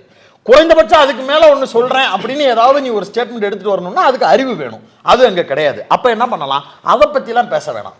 நீ வந்து டிவி கொடுக்குறேன்னு சொல்றியா, நான் வந்து செல்போன் கொடுக்குறேன், நான் வந்து ஸ்கூட்டி பெப்ளஸ் கொடுக்குறேன், இப்படி நான் உன்னை வந்து டியூன் பண்ண முடியும் அப்படின்னு சொல்லி மக்கள் கிட்ட நான் இதை விட வசதியா உன்னை ஏமாத்துறேன் அப்படின்னு சொல்லி மக்கள் கிட்ட ஒரு வாக்கு பெறுவதற்கு உண்டான யுக்தியை வச்சிருக்கிறாங்க. இதுவரைக்கும் திமுகவினுடைய தேர்தல் அறிக்கை வந்ததுக்கு பிறகுதான் அடுத்த நாள் தான் அதிமுக தேர்தல் அறிக்கை வந்திருக்கு வரலாறு. எப்பவுமே அப்படிதான் இருக்கும். அதை விட்டுட்டு இதை ஒண்ணு சொல்லி அவங்கள்ட்ட இருந்து வாங்கிடுறேன்னு. ஆனா ஒரு காலமும் இன்னைக்கு பேசிக்கிட்டு இருக்கக்கூடிய எடப்பாடி பழனிசாமியுடைய இந்த செயல் திட்டங்களை மக்கள் கிட்ட கொண்டு போய் சொல்லி அதிமுக தொண்டர்கிட்ட ஓட்டு வாங்க முடியாது. ஏன்னா அதிமுக தொண்டன் விளக்கமாத்த எடுத்து அடிப்பான். இதெல்லாம் சொன்னா அவனால ஏற்றுக்க முடியாது தானே. இப்ப நேரடியா பாஜக ஏன் இங்க ஜெயிக்க முடியல? இன்னைக்கு எடப்பாடி பழனிசாமி நேரடியான பாஜகவா இருக்கிறாரு. இதே நேரடியான பாஜகவா அண்ணாமலை பேசுற ஸ்டேட்மெண்ட்டையும், எச் ராஜா பேசுற ஸ்டேட்மெண்ட்டையும், எஸ்வி சேகர் பேசுற ஸ்டேட்மெண்ட்டையும் கொண்டு போய் பேசி ஜெயிச்சிட முடியுமா? முடியாது இல்ல. அப்ப அவருக்கு தேவையான போர்வை எங்க இருக்குன்னா திராவிடத்தின் பேர்ல இருக்கக்கூடிய போர்வை. நீ திராவிடத்தின் பேர்ல சும்மானாலும் ஏமாத்திக்கிட்டு ஒரு போர்வையை போத்திக்க, நான் உன்னை நம்பிக்கிறேன்னு மக்களே அதிமுகவுக்கு ஒரு கன்சர்னை கொடுத்திருந்தாங்க. எந்த அளவுக்கு கன்சர்னா இருக்குன்னா, எடப்பாடி பழனிசாமி தலைமையில பாஜக கூட்டணியும் வச்சுக்கிட்டு 60 சீட்டு ஜெயிக்கிற அளவுக்கு ஒரு கன்சர்னை கொடுத்து வச்சிருந்திருக்கிறாங்க. அந்த கன்சர்னை பயன்படுத்துறதுக்காக ஒரு இங்கிதம் வேணும்ல, அதுக்காச்சும் ஒரு திறமை வேணும்ல. அதுவும் இல்லாம நட்டாத்துல நிக்கிறாரு எடப்பாடி பழனிசாமி. ஏன் அதை சொல்றேன்னா, இவ்வளவு பிரச்சனை ஆயிருச்சு. அதாவது என் பேருக்கு பின்னாடி அம்புரோஸ் எங்க அப்பா பேரு. எங்க அப்பாவை எவனாவது ஒருத்தன் டேன்னு சொல்லிட்டா எனக்கு ரோசம் வரும். நான் திருப்பிக்கிட்டு கேள்வி கேட்பேன். இந்த கட்சியில அண்ணான்னு ஒருத்தருக்கு பேர் இருக்கு, அந்த கட்சியை வச்சுதான் நீ வண்டி ஓட்டிக்கிட்டு இருக்க, அந்த கட்சியை வச்சுதான் நம்ம எதிர்கட்சி தலைவருங்கிற அந்தஸ்துலயே உட்கார்ந்து இருக்கிறோம். அப்படிப்பட்ட ஒரு தலைவர் குறித்து பேசிட்டாருன்னு உடனே தானா உங்களுக்காக தான் பம்படிச்சிருக்கணும். அதுவே அடிக்கல, செல்ஃப் எடுக்கல. திருப்பிக்கிட்டு இங்க இருக்கக்கூடிய ஜனநாயக சக்திகளும் இங்க இருக்கக்கூடிய திமுக உட்பட எல்லா கட்சிகளும் கேள்வி எழுப்பினதுக்கு பிறகு நான் கூட திராவிடம் தாங்க அப்படின்னு சொல்லிக்கிட்டு வர வேண்டிய இடத்தை நோக்கி இப்ப வர்றாருல, இது ரொம்ப லேட். ஆனா இப்ப வர்ற நிர்பந்தம் இருக்குல்ல, அந்த நிர்பந்தத்தை தமிழ்நாடு திரும்ப கொடுத்துருக்கு. இது ஆர்பி உதயகுமார் தனிப்பட்ட முறையில் விளக்கம் கொடுக்கக்கூடிய வீடியோவா இருக்கட்டும், எடப்பாடி பழனிசாமி ஒரு அறிக்கை கொடுக்கறதா இருக்கட்டும், அந்த அறிக்கையில கூட வந்து திமுக தலைவரை திட்டுறது தான் அவருக்கு இருக்கக்கூடிய பாலிடிக்ஸ். அந்த அஜெண்டா வந்து திமுக விசஸ் அதிமுக, ஓகே அக்செப்டபிள், நான் புரிஞ்சுக்கிறேன். ஆனா பாஜக குறித்து நீ பேசுறதுக்கு உண்டான சூழலையும் நெருக்கடியும் தமிழ்நாடு உனக்கு கொடுக்குது. நீ பேசுன்னு அதை கூட பயன்படுத்த தெரியாத தப்பிச்சிடா பங்காளின்னு சொல்லுது. இப்ப அமித்ஷாவே இந்த வாய்ப்பை கொடுத்து பார்த்துருக்கீங்களா? கொடுத்துட்டாரு. தினமலரை கூப்பிட்டு பேட்டி கொடுத்துட்டாரு, தந்தியை கூப்பிட்டு போயிட்டாரு. நான் கிட்னி எடுக்க தாண்டா போறேன் அப்படின்னு எடப்பாடி பழனிசாமிக்கு கிட்னி ஆபரேஷன் பண்றதுக்கு அமித்ஷா பத்திரிகையாளர்களை கூப்பிட்டு பிரஸ் மீட்டே கொடுத்துட்டாரு. இன்னமும் நான் கூட நைஸுங்க, பப்ளுவை திட்டாதீங்கன்னு ஒருத்தர் உட்கார்ந்து இருக்கிறாருன்னா, இவரை பார்த்து நீங்க அதிமுக திராவிட கட்சின்னு சொல்லும் போது எடப்பாடி வீட்டிலேயே சிரிப்பாங்க, நானும் சிரிக்கிறேன், ஊரே சிரிக்குது. அப்ப ஆரம்பத்தில் ஆரம்பிக்கப்பட்ட அதிமுக என்பது புடிகுட்டியாக ஆரம்பிக்கப்பட்டது. அப்பக்கப்ப தன்னுடைய சுயத்தை தான் சுவாசிக்கிறதுக்கு ஒரு ஸ்பேஸ் வேணும்னு அந்த கைக்குள்ள இருந்து இப்படி ஒரு ஓட்ட வழியா கோழி குஞ்சு மண்டையை எட்டி பார்த்து மூச்சு விடும்ல, அப்படியாச்சும் எம்ஜிஆர் மூச்சு விட்டு பார்த்தாரு. ஜெயலலிதா அப்படியே புடிச்சுக்கிட்டு இருக்கிறவங்களாவது இருந்தாங்க. இந்த நபர் நான் செத்துட்டேன்டா விடுங்கடா என்னைய, நான் புடிக்குட்டிலாம் இல்லடா செத்துட்டேன்டா என்னைய விடுங்கடான்ற லெவலுக்கு வந்து நிக்கிறார். அப்ப இது மெல்ல மெல்ல தேய்ந்து முடங்கி போய் நிக்குது. இதை மீட்டெடுக்கிறதுக்கு ஒரு ப்ராக்சியை தமிழ் மக்கள் விரும்புறாங்க. எங்களுக்கு வந்து தேசிய கட்சிகள் வச்சுக்கலாம், நமக்கு வெறும் பாஜக மட்டும் கிடையாது, பொதுவாகவே தேசிய கட்சிகள் மீது தான் நம்பிக்கை இருந்துதான் 77 எம்ஜிஆருக்கு ஒரு வாய்ப்பு கிடைக்குதுன்னு வச்சுக்கோங்க. ஏன்னா அந்த வாய்ப்பு காங்கிரஸுக்கு கிடைச்சிருக்கலாம். எம்ஜிஆருக்கு ஏன் கிடைச்சதுன்னா இவர் அந்த பிராண்டிங் தான். ஆமா, திராவிட அரசியலுடைய பிராண்டிங் தான். அப்ப அந்த ஒரு பிராண்டிங் இங்க வந்து இழக்க வைப்பது அப்படிங்கிறது வந்து எந்த வகையில சரியா, அது பாஜகவுக்கான ஸ்பேஸை உருவாக்கி கொடுக்கறதுக்கான வேலை. இப்ப பூக்குழி இறங்குறோம் அப்படின்னா முன்னாடி ஒருத்தர் போய் ஒரு சேலையை விரிப்பாரு தெரியுமா, அது மேல நடந்து வந்துரு, பதவசா நடந்து வந்துருன்னு வீடியோ கூட நீங்க பார்க்கலாம். அந்த வேலையை பூக்குழியில நடந்து போற வேலையை வந்து எடப்பாடி பழனிசாமி மூலமா பண்ணிக்கிட்டு இருக்கு பிஜேபி. தமிழ்நாட்டுக்குள்ள வந்து நேரடியாக சங் பரிவார் கும்பலுடைய உரையாடலும் அவர்களுடைய அரசியல் தன்மையும் எடுபடலைன்ன உடனே அதை உட்கிரகிக்கிறதுக்கு உண்டான வேலையை எடப்பாடி தலைமையிலான அதிமுகவை வச்சே செய்து. நீங்க கட் பண்ணி யோசிச்சு பாருங்க. சவுத் சைட்ல ஒரு மீட்டிங், முருகனுக்கு மாநாடு, அந்த மேடையில் ஏர்ந்திருக்கக்கூடியவர்கள் ஒரே சமூகத்தை சார்ந்திருக்கக்கூடிய நபர்களை கூப்பிட்டு, முன்னாள் அமைச்சர்களை கூப்பிட்டு உட்கார வைக்குது. அந்த அதிமுக அந்த கட்சியில இந்த சமூகத்தை சார்ந்த மக்களுக்கு மிகப்பெரிய அநீதி இழைத்திருக்குன்னு தொடர்ச்சியா குற்றச்சாட்டுகள் இருந்துகிட்டே இருக்கு. டிடிவி தினகரனா இருக்கட்டும், சசிகலாவா இருக்கட்டும், ஓ பன்னீர்செல்வமா இருக்கட்டும், எல்லாரையும் திட்டமிட்டு முதுகுல குத்தி இருக்கிறார் எடப்பாடி. இன்னைக்கு இருக்கக்கூடிய அதிமுகங்கிறது வந்து பெரும்பான்மை சாதிய வடிவத்தின் ஒரு சாதிய கட்சியாக சுருங்கி போய் நிற்கக்கூடிய ஒரு அவல நிலையில இருக்கு. நேர் எதிராக இன்னொரு வலிமை படைத்த சாதியாக, எண்ணிக்கையில சொல்றேன், அவங்க சொல்ற நம்பர்ஸ்ல எண்ணிக்கையில் அதிகமாக இருக்கக்கூடிய இன்னொரு சாதியை எதிராக வச்சிருக்கக்கூடிய நிலைமையில அதிமுக இருக்குன்னு அதிமுக கேடர்ஸே ஒத்துக்கிறாங்க. காட்டிச்சு அதிமுகவை ஆதரிக்கக்கூடிய பத்திரிகையாளர்கள் உட்பட, ஊடகங்கள்ல பேசக்கூடியவர்கள் உட்பட, அதிமுக விசுவாசிகள் உட்பட எல்லாரும் ஒத்துக்கிட்ட உண்மை. அப்படிப்பட்ட நபர்கள் பாஜக RSS இந்து முன்னணி நடத்தக்கூடிய ஒரு நிகழ்ச்சியினுடைய மேடையில் ஏறி உட்கார்ந்து இருப்பது என்பது எதை காட்டுகிறது? நீ யார வன்முறையாளரா காட்ட விரும்புற? இந்து முன்னணிங்கிறது அது என்ன புரட்சிகர அமைப்பா? பெட்ரோல் குண்டு போட்ட அமைப்பு தானே, அவனே அவனுக்கு பெட்ரோல் குண்டு போடுறவன் தானே. அப்படிப்பட்ட அயோக்கிய கும்பலுடைய கூட்டத்தில் உனக்கு என்ன வேலை? இல்லை, நான் வந்து பரோட்டா சாப்பிட போனேன், நான் வந்து சமோசா சாப்பிட போனேன், நான் வந்து டீ சாப்பிட போனேன்ற கணக்கில் நான் முருகனை பார்க்க, முருகனை பார்க்க போறாருன்னா பூங்கா முருகன் கோயில் அதே ஏரியால தான் இருக்கு. திருப்பரங்குன்றம் மலையிலலாம் ஏற வேணாம், பல தர்ஜிகளுக்கு அதுவே தெரியல, மலை மேல தான் முருகன் கோயில் இருக்குன்னு நினைச்சுக்கிட்டு இருக்கான். கீழே தான் இருக்கு முருகன் கோயில், அங்கே கூட நடந்தே போகலாம், போய் பாரு. முருகனை பார்க்கறதுக்கு நான் இங்கே தான் வருவேன்னா நீ என்ன முட்டாளா? இல்லை, உன்னை கூட்டு வந்திருக்கிறானுங்க, அப்போ ஒத்துக்க. எனக்கு அங்க நடந்ததே தெரியாது, தெரிஞ்சிருச்சுல ஹார்ஸா தான் கண்டியேன், பப்புளுவை திட்டாதீங்கன்ற ரேஞ்சிலே நான் கண்டிப்பேன். நீ மன்னிச்சு ஏத்துக்கணும்னா நாங்க ஒண்ணு முட்டாப்பையில இருக்கணும், நீங்க இருங்க, நாங்க இருக்க வேண்டிய அவசியம் இல்லை. இவ்வளவு நடந்ததுக்கு பிறகும் வெளிப்படையா வந்து நின்று இன்னைக்கு பாஜக அதிமுக கூட்டணி ஆட்சி தான் அமையும், நாங்களும் உள்ள இருப்போம்னு அமித்ஷா சொல்லிட்டார்ல. 6 தீர்மானம் போட்டிருக்கிறாங்கல்ல, எதுக்கு தீர்மானம் போடுவாங்க? அந்த தீர்மானத்தை நிறைவேற்றுறதுக்கு தானே ஆட்சி அமைப்பாங்க. அந்த தீர்மானம் நிறைவேற்றுவான். உன் கருத்து என்ன? அறநிலையத்துறையை ரத்து பண்ண போறேன்றது தீர்மானம் போட்டிருக்கிறான். உன் கருத்து என்ன? அறநிலையத்துறை நீக்கிடுவோமா? அதிமுக வெளிப்படையா சொல்லுமா? நீக்கிடுவேன்னு சொல்லுவியா நீ? கோயில்களை பூரா நாங்க வந்து இந்துக்கள் கிட்ட கொண்டு போய் ஒப்படைப்போம் சொல்லு, தைரியமான ஆள் சொல்லிட்டு வா. அப்ப ஒரு சமூகத்துக்கிட்டயே உன்னைய வச்சு ஓட்ட அறுவடை பண்ணுவதற்கு ஒரு நபர்களை மேடையேற்றணும்னு விரும்பி இருக்கிறான். உங்களுடைய அனுமதியோடு செல்வாக்கு இழந்து கொண்டிருக்கக்கூடிய நபர்கள், ஆதிக்க சாதி, ஒரு குறிப்பிட்ட ஆதிக்க சாதியில் இருக்கக்கூடிய நபர்கள், முன்னாள் அமைச்சர்களாக இருந்த நபர்களை அந்த மேடையில ஏத்தி அவர்களுடைய சாதி வாக்குகளை வலுவிழந்து கொண்டிருக்கக்கூடிய அதிமுக பாஜக வசம் ஒப்படைக்கக்கூடிய வேலையை எடப்பாடி பழனிசாமி திட்டமிட்டு செய்கிறார். நான் வந்து கொங்கு பெல்ட்ல சேஃபுங்க, நீங்க வந்து சவுத் பக்கத்துல மாநாடு நடத்தி இருக்கிறீங்க, எங்க ஆளுகளை பூரா நான் உட்கார வச்சிருக்கிறேன் மேடையில, எல்லாருமா சேர்ந்து ஆளுக்கா நீங்க இந்த சாதிக்கு நீங்க இந்த சாதிக்குன்னு நம்ம வேலை. இது ஒரு அயோக்கிய வேணாம் சொல்லிருங்க. இது எவ்வளவு பெரிய அயோக்கியத்தனமான வேலை, வலதுசாரி கும்பல் நேரடியா செய்யற வேலைங்க. அதுக்கு ரூட் போட்டு கொடுக்குறாரு எடப்பாடி பழனிசாமி. இவர் திராவிட கட்சின்னு சொன்னா சொல்றதுக்கு நம்மளுக்கு பத்திக்கிட்டு வருது. புரியுது, உங்களுடைய கோவம் எனக்கு புரியுது.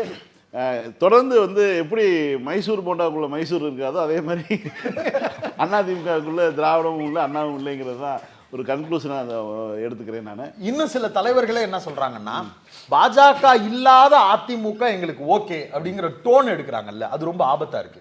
அவங்களுடைய கருத்து நான் வரவேற்கிறேன், மதிக்கிறேன், மறுக்கல. ஆனா இன்னைக்கு இருக்கக்கூடிய அதிமுக திராவிட கட்சியாகவும் இல்ல, தமிழ்நாட்டு நலன் சார்ந்த கட்சியாகவும் இல்ல.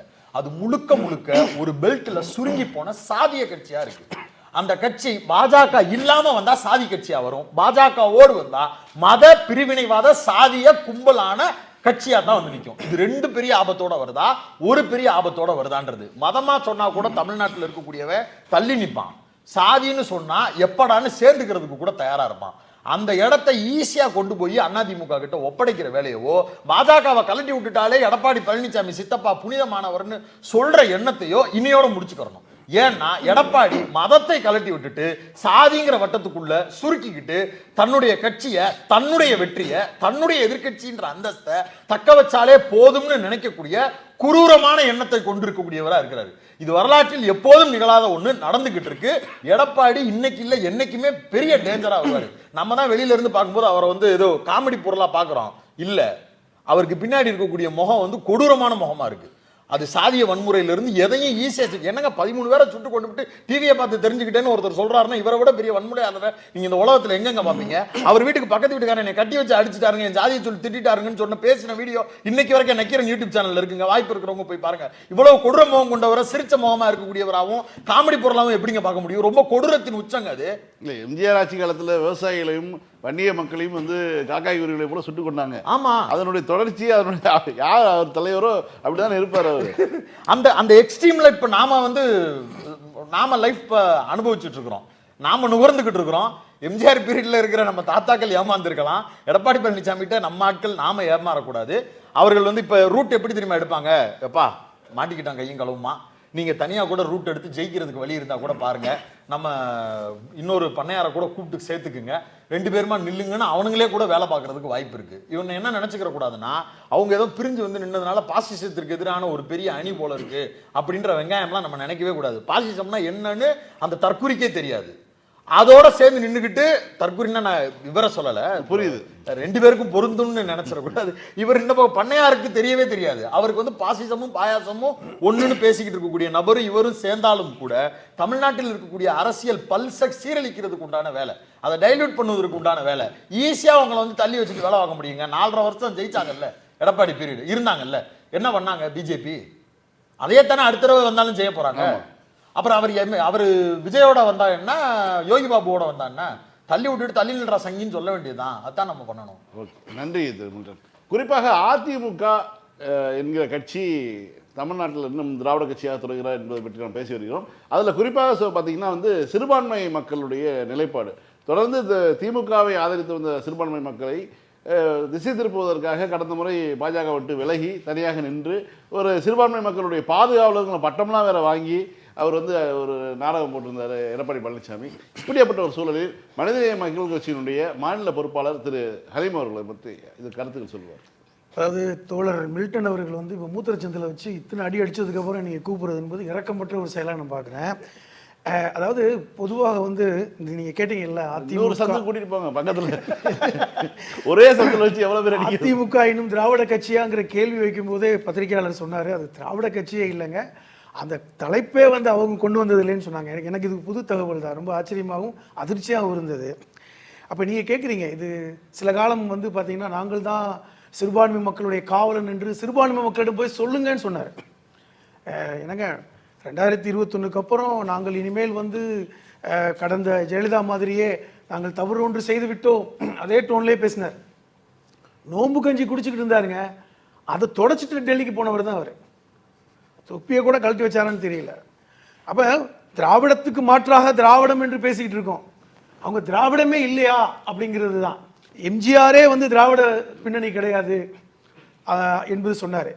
ஆனால் ஒரு தவறு, சின்ன திருத்தம் என்னன்னா, அந்த மண்டைக்காடு கலவரத்துக்கு அப்புறம் ஒரு எம்ஜிஆர் முடிவெடுக்கல. இந்த இந்து முன்னணி வந்து மீனாட்சிபுரம் மதமாற்றத்தில் ஏற்படுத்தப்பட்டது தான் இந்து முன்னணி. 80களில் மீனாட்சிபுரம் மதமாற்றம் தான் இந்து முன்னணி ஏற்படுத்தியது. அதற்கு உதவி செய்தவர் எம்ஜிஆர். அந்த அந்த மீட்டிங் வந்து சென்னையில் நடந்தது. பால் தாக்கரே கூட்டு வந்தெல்லாம் பேச வச்சாங்க. அதெல்லாம் வரலாறு. அதுக்கப்புறம் 82ல் தான் மண்டைக்காடு கலவரத்துக்கு அப்புறம் சட்டமன்றத்தில் வந்து எம்ஜிஆர் நான் செஞ்ச தவறுன்னு கூட சொன்னார். குறைந்தபட்சம் எம்ஜிஆர் ஆகட்டும் ஜெயலலிதாவாகட்டும் அதிலிருந்து இது தவறு தான், அட்லீஸ்ட் அவங்க விரும்பியோ விரும்பாமலோ அதை தவறுன்னு கூட சொன்னாங்க. லேடியா மோடியான்னு கூட கேட்க முடிஞ்சது. இவர் எடப்பாடியா அமித்ன்னு கூட கேட்க முடியாது, அந்த அளவுக்கு தான் தோழர் பொழந்து கட்டினார்.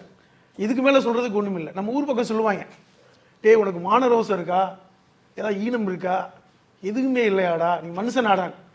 அப்போ அப்படி இருக்கு நீங்கள் இன்னும் அதிமுக திராவிட கட்சியா அப்படின்னு கேட்குறது எனக்கு அப்படித்தான் தோணுச்சு. பிரபலமான ட்வீட் இருக்கு, அதிமுக என்பது ஒரு வாழ்வியல், சோத்தைத்தான் தின்கிறாயா என்பதற்கான மிகப்பெரிய ஒரு தேடல் அப்படின்னு சொல்லி ஒரு ட்வீட் இருக்கு, பிரபல ட்வீட். அது மாதிரி தான் சொல்லி. இல்லை அதுதாங்க, இப்போ முருகர் மாநாட்டில் இந்த முன்னாள் அமைச்சர்கள் போய் கை கட்டி உட்கார்ந்தாங்க, நாங்கள் கூட்டணி தர்மத்தில் போய் உட்கார்ந்தோன்னு சொன்னாங்க. ஆனால் அங்கே வந்து அந்த காணொளி தர்மம் என்றாலே ராமகோபாலன் படத்தையும், அதர்மம் என்றால் பெரியாரையும் அண்ணாவையும் கலைஞர்களையும் போடும்பொழுது இவர்கள் எங்களுக்கு அந்த சத்தமே கேட்கல, அந்த காணொலியவே நாங்கள் பார்க்கல. இத்தனை லட்சம் பேர் வீடியோ பார்த்துட்டு இருக்கான், எங்களுக்கு அந்த வீடியோவே தெரியல. என்ன அகர்வால் மருத்துவமனை பக்கத்துல தான் இருக்கு, கீழே பார்த்துட்டு இருந்திருப்பாங்க, அதான் எங்க பார்த்தாங்கன்னு தெரியாது. அப்ப அதுக்கப்புறம் திமுகவிலிருந்து ஒரு கொந்தளிப்பு வருது, எப்ப நம்மளாலேயே தாங்க முடியலையப்பா, ஏன்னா அவங்க நம்மளை பத்தி பேசிட்டாங்களேன்னு. அதுக்கப்புறம் இல்ல இது தவறுதான். இல்லைங்க, அதை விட கொடுமை, முதல் எதிர்ப்பு பதிவு பண்ணது வந்து திமுக அடுத்து ஓபிஎஸ். பாருங்க எப்படின்னு, என்ன நிலைமைன்னு பாருங்க. அவர் ஏற்கனவே பலாப்பழ பணம்லாம் பேசுது அப்படிங்கிற மாதிரி பலாப்பழ இதே ஓபிஎஸ் வந்து குஜராத் முதல்வருடைய அந்த பதவி ஏற்புல காவி துண்டே போட்டுட்டு போனவர், அவருக்கு கூட கொஞ்சம் துடிச்சிருக்கு. இவங்க கையை கட்டிக்கிட்டு காதை பொத்திட்டு இருந்திருக்காங்க. அப்ப எப்படிப்பட்ட ஒரு நிலைன்னு பாருங்க. அப்ப இவர்கள் எப்படி வந்து இந்த திராவிட சிந்தனையே இல்லாமல் இருக்கின்ற ஒரு கட்சியில், ஆனா அதிமுக என்பது திராவிட எதிர்ப்பு தாங்க, அது எல்லாருமே பேசுறோம். அது வந்து ஒரு கொள்கை கிடையாது, ஒரு செலிபிரிட்டி கட்சி தான். எம்ஜிஆர் ஜெயலலிதா, அந்த செலிபிரிட்டி இவர்கிட்ட இல்லை, அவர் என்ன செய்வார் பாவம், அதுதான் எங்க பிரச்சனை. அப்ப இவர்களை கிட்டத்தட்ட ஒரு ஜாதி கட்சியாக எப்படி சுருக்குறதுங்கிறது அமித்ஷா வந்து அவங்களுக்கு ரொம்ப எளிதான டார்கெட், ரொம்ப சாஃப்ட் டார்கெட்டா இருக்கார். முதல்ல சொல்லி பார்த்தாங்க, என்டிஏ கமா கூட்டணி ஆச்சு இல்லை என்டிஏ கூட்டணி ஆச்சு, இந்த கமா வச்சு விளையாண்டுட்டு இருந்தாங்க. இப்போ இல்லைங்க, எதுக்குங்க இந்த கமா வச்சு விளையாடணும், பாஜக ஆச்சுங்க, எதுக்கும் பதில் வராதுன்னு தெரியும். இப்போ நீங்கள் கூட கேட்டீங்க, சிறுபான்மை மக்கள் காவலனாக இருந்த எடப்பாடி இப்போ ஏன் இப்படி மாறினார்? இன்னைக்கு பாருங்களேன், வந்தாங்க, சிறுபான்மை மக்கள் காவலன் நாங்கள் தான், திமுக கிடையாதுங்க, போய் சொல்லுங்க, இனிமேல் எக்காலத்திலும். அந்த பேட்டியை கேட்கும்போது எனக்கு படி பகிருங்குது, எவ்வளோ உணர்ச்சி வசப்பட்டு. ஜெயலலிதா கூட அப்படி உணர்ச்சி வசப்படலைங்க, நான் இனிமேல் ஒரு தவறு செய்ய மாட்டேன்னு கூட ஜெயலலிதா சொன்னது கூட நியாயமாப்பட்டுச்சு. இவர் அதை விட ஒரு சவுண்டு விட்டு, இனிமே நாங்கள் வந்து பாஜகவோட கூட்டணி இல்லை, நம்ம கூட, எனக்கு கூட ஒரு தோணுச்சு, பரவாயில்லைங்க கொஞ்சம் ரோசம் இருக்குங்க, பணையார் வந்து கன்வின்ஸ் பண்ணிருக்காரு, எப்படி பண்ணிருக்காரு பாருங்க. இப்போ எனக்கே இல்லையே கொஞ்சம் மாற்றம் இருக்குமோ அது. ஆனா அமித்ஷா கரெக்ட் பண்ணிட்டாரு, கரெக்ட். எப்படி கரெக்ட்? ஏங்க டெல்லிக்கு போனவர் 3 காரு மாறி பல மூத்த சந்தை தாண்டி போனாங்களே, போயிட்டு வந்து எப்படிங்க அப்படி மாற்றி இல்லையா அப்படின்னா, நான் வந்து இல்லையே, ஜெயக்குமாரே பெல்ட் அடிச்சாரு, 40,000 வாக்குகள் எனக்கு ஓட்டே போடலை பாஜக நின்றதுனால அப்படின்னு சொன்ன ஜெயக்குமார். இல்லையா நான் அப்படி சொல்லலையே.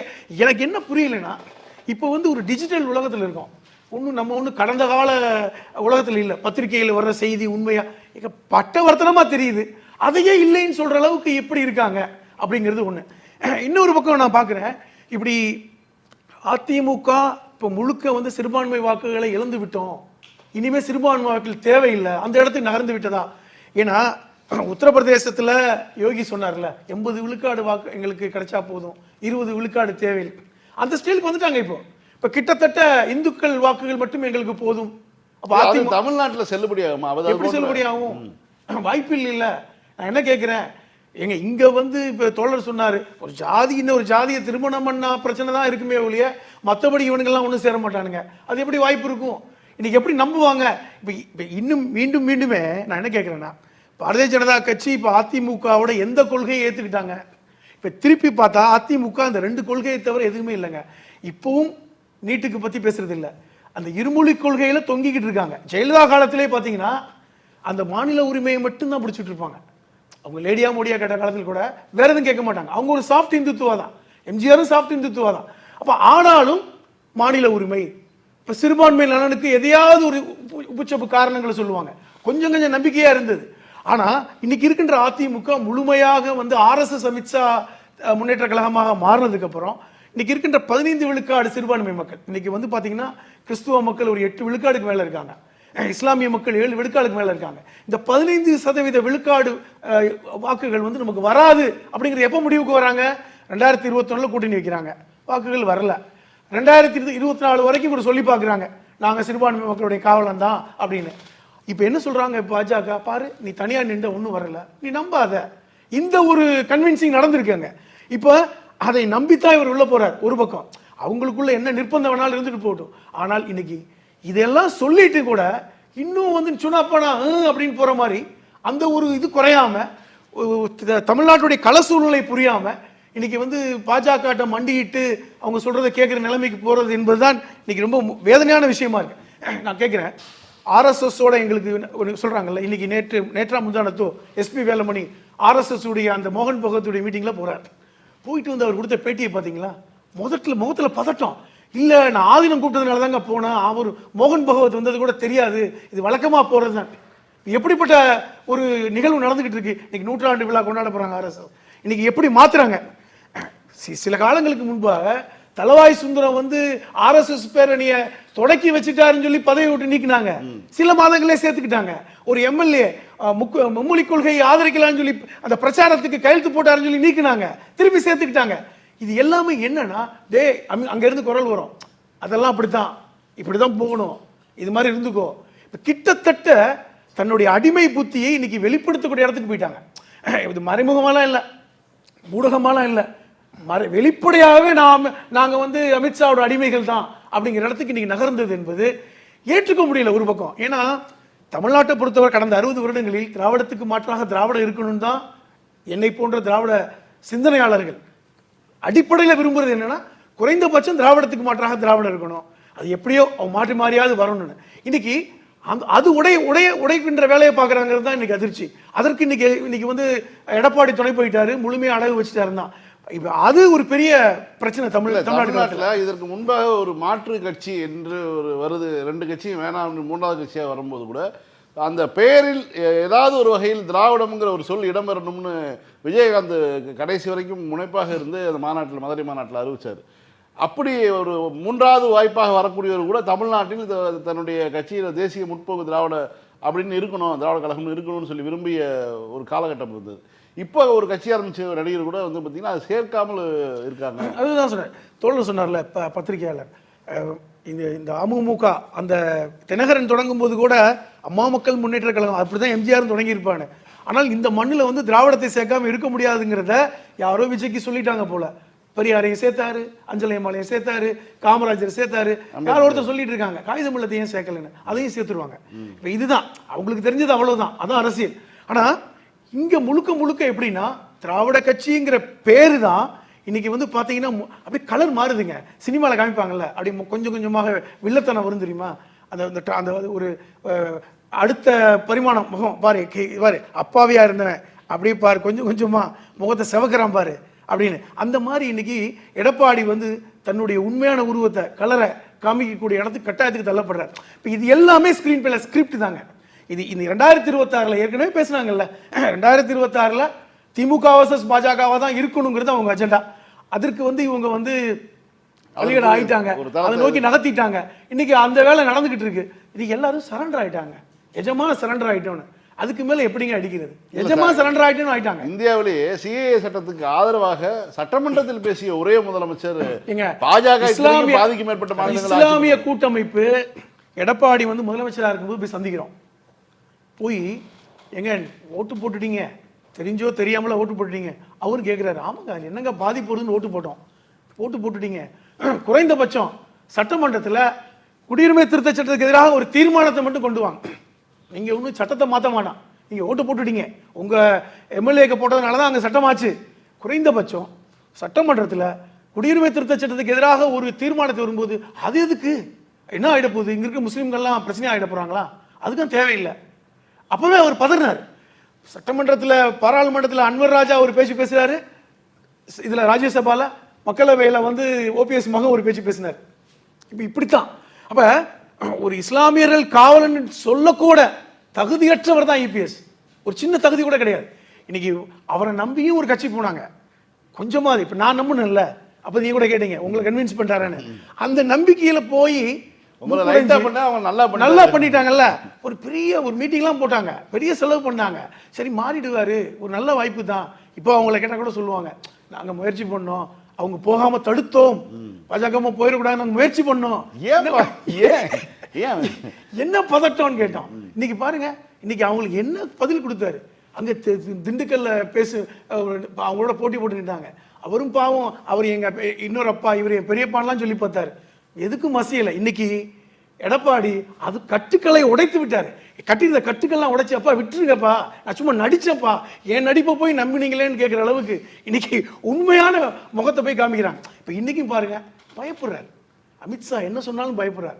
நீங்க சொல்ற ஒரு கொள்கை, இப்போ இன்னைக்கு வந்து திமுக கூட்டணி இருக்கு, அந்த கூட்டணி கட்சிகளுக்கு பல்வேறு, இப்போ நாங்களும் இருக்கோம் திமுக கூட்டணியில், பல்வேறு கோரிக்கைகள் இருக்கு, வக்கப் திருச்சட்ட கோரிக்கைகள் இருக்கு, பல்வேறு விஷயங்களை முன்னெடுக்கிறோம். ஆனால் இன்னைக்கும் பாருங்க, எங்களுடைய கட்சியுடைய கொள்கையை ஒட்டி திமுக தலைமை அந்த அறிக்கை வெளியிடும்.